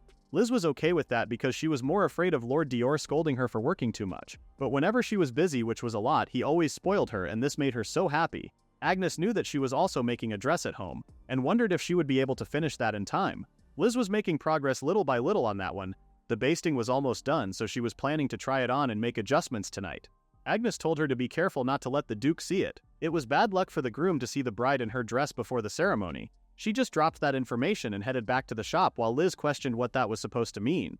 At home, Liz tried on the dress she made. It was a beautiful dress with bows and lace. She looked in the mirror and felt like this was the right dress for her. She just needed to take in the waist a little bit. She was still deciding on what kind of embroidery she should add, and wondered if she should add more types of lace too. She decided to ask Kurumi for advice on the accessories later. Lord Dior knocked on her door and informed her that he was coming in. Before she could answer him that she was unavailable, he came inside, talking about the number of orders for her shop, and he was shocked to see her in a wedding dress. Liz stuttered and didn't know what to say. She tried to explain that the basting for her wedding dress was done and she was just trying it on. She felt the need to explain that she wasn't getting carried away or anything, but she had to admit that it turned out quite well and she was wondering if it suited her. Lord Dior was still staring at her without saying a word. Liz then remembered that he wasn't supposed to see her and begged him to close his eyes. Lord Dior was confused and tried to calm her down while asking what on earth she was doing. She explained that if the groom sees the bride in her wedding dress before the wedding, it brings bad luck. Lord Dior stopped for a moment, but he couldn't care less about that saying. He wanted to see it properly, so he didn't let Liz close his eyes. In the next scene, Pierre came to Liz. He looked pretty stressed because Lord Dior was acting strange, and he was wondering if Liz knew anything about it. Puzzled, Liz asked in what way he was being strange. Pierre explained that usually Lord Dior was a cool-headed person toward everything, but lately he had been smiling at flowers. Just yesterday, he even put his hand on Pierre's shoulder and acknowledged his hard work. Pierre was so used to him being a cold-hearted man that this affectionate behavior freaked him out, and he even cried, wondering if he had done something wrong. Liz saw no problems with being kind. Ferriris was also there, and he bragged about how Lord Dior was always kind to him. Pierre said it must be because Ferriris was his favorite dog. Ferriris confirmed him, saying he was loved by his master, but to hear that his behavior was odd, Liz was worried. Kurumi suggested checking on him tonight. That was a good idea. Kurumi was so happy that Liz had grown into a fine lady of the house.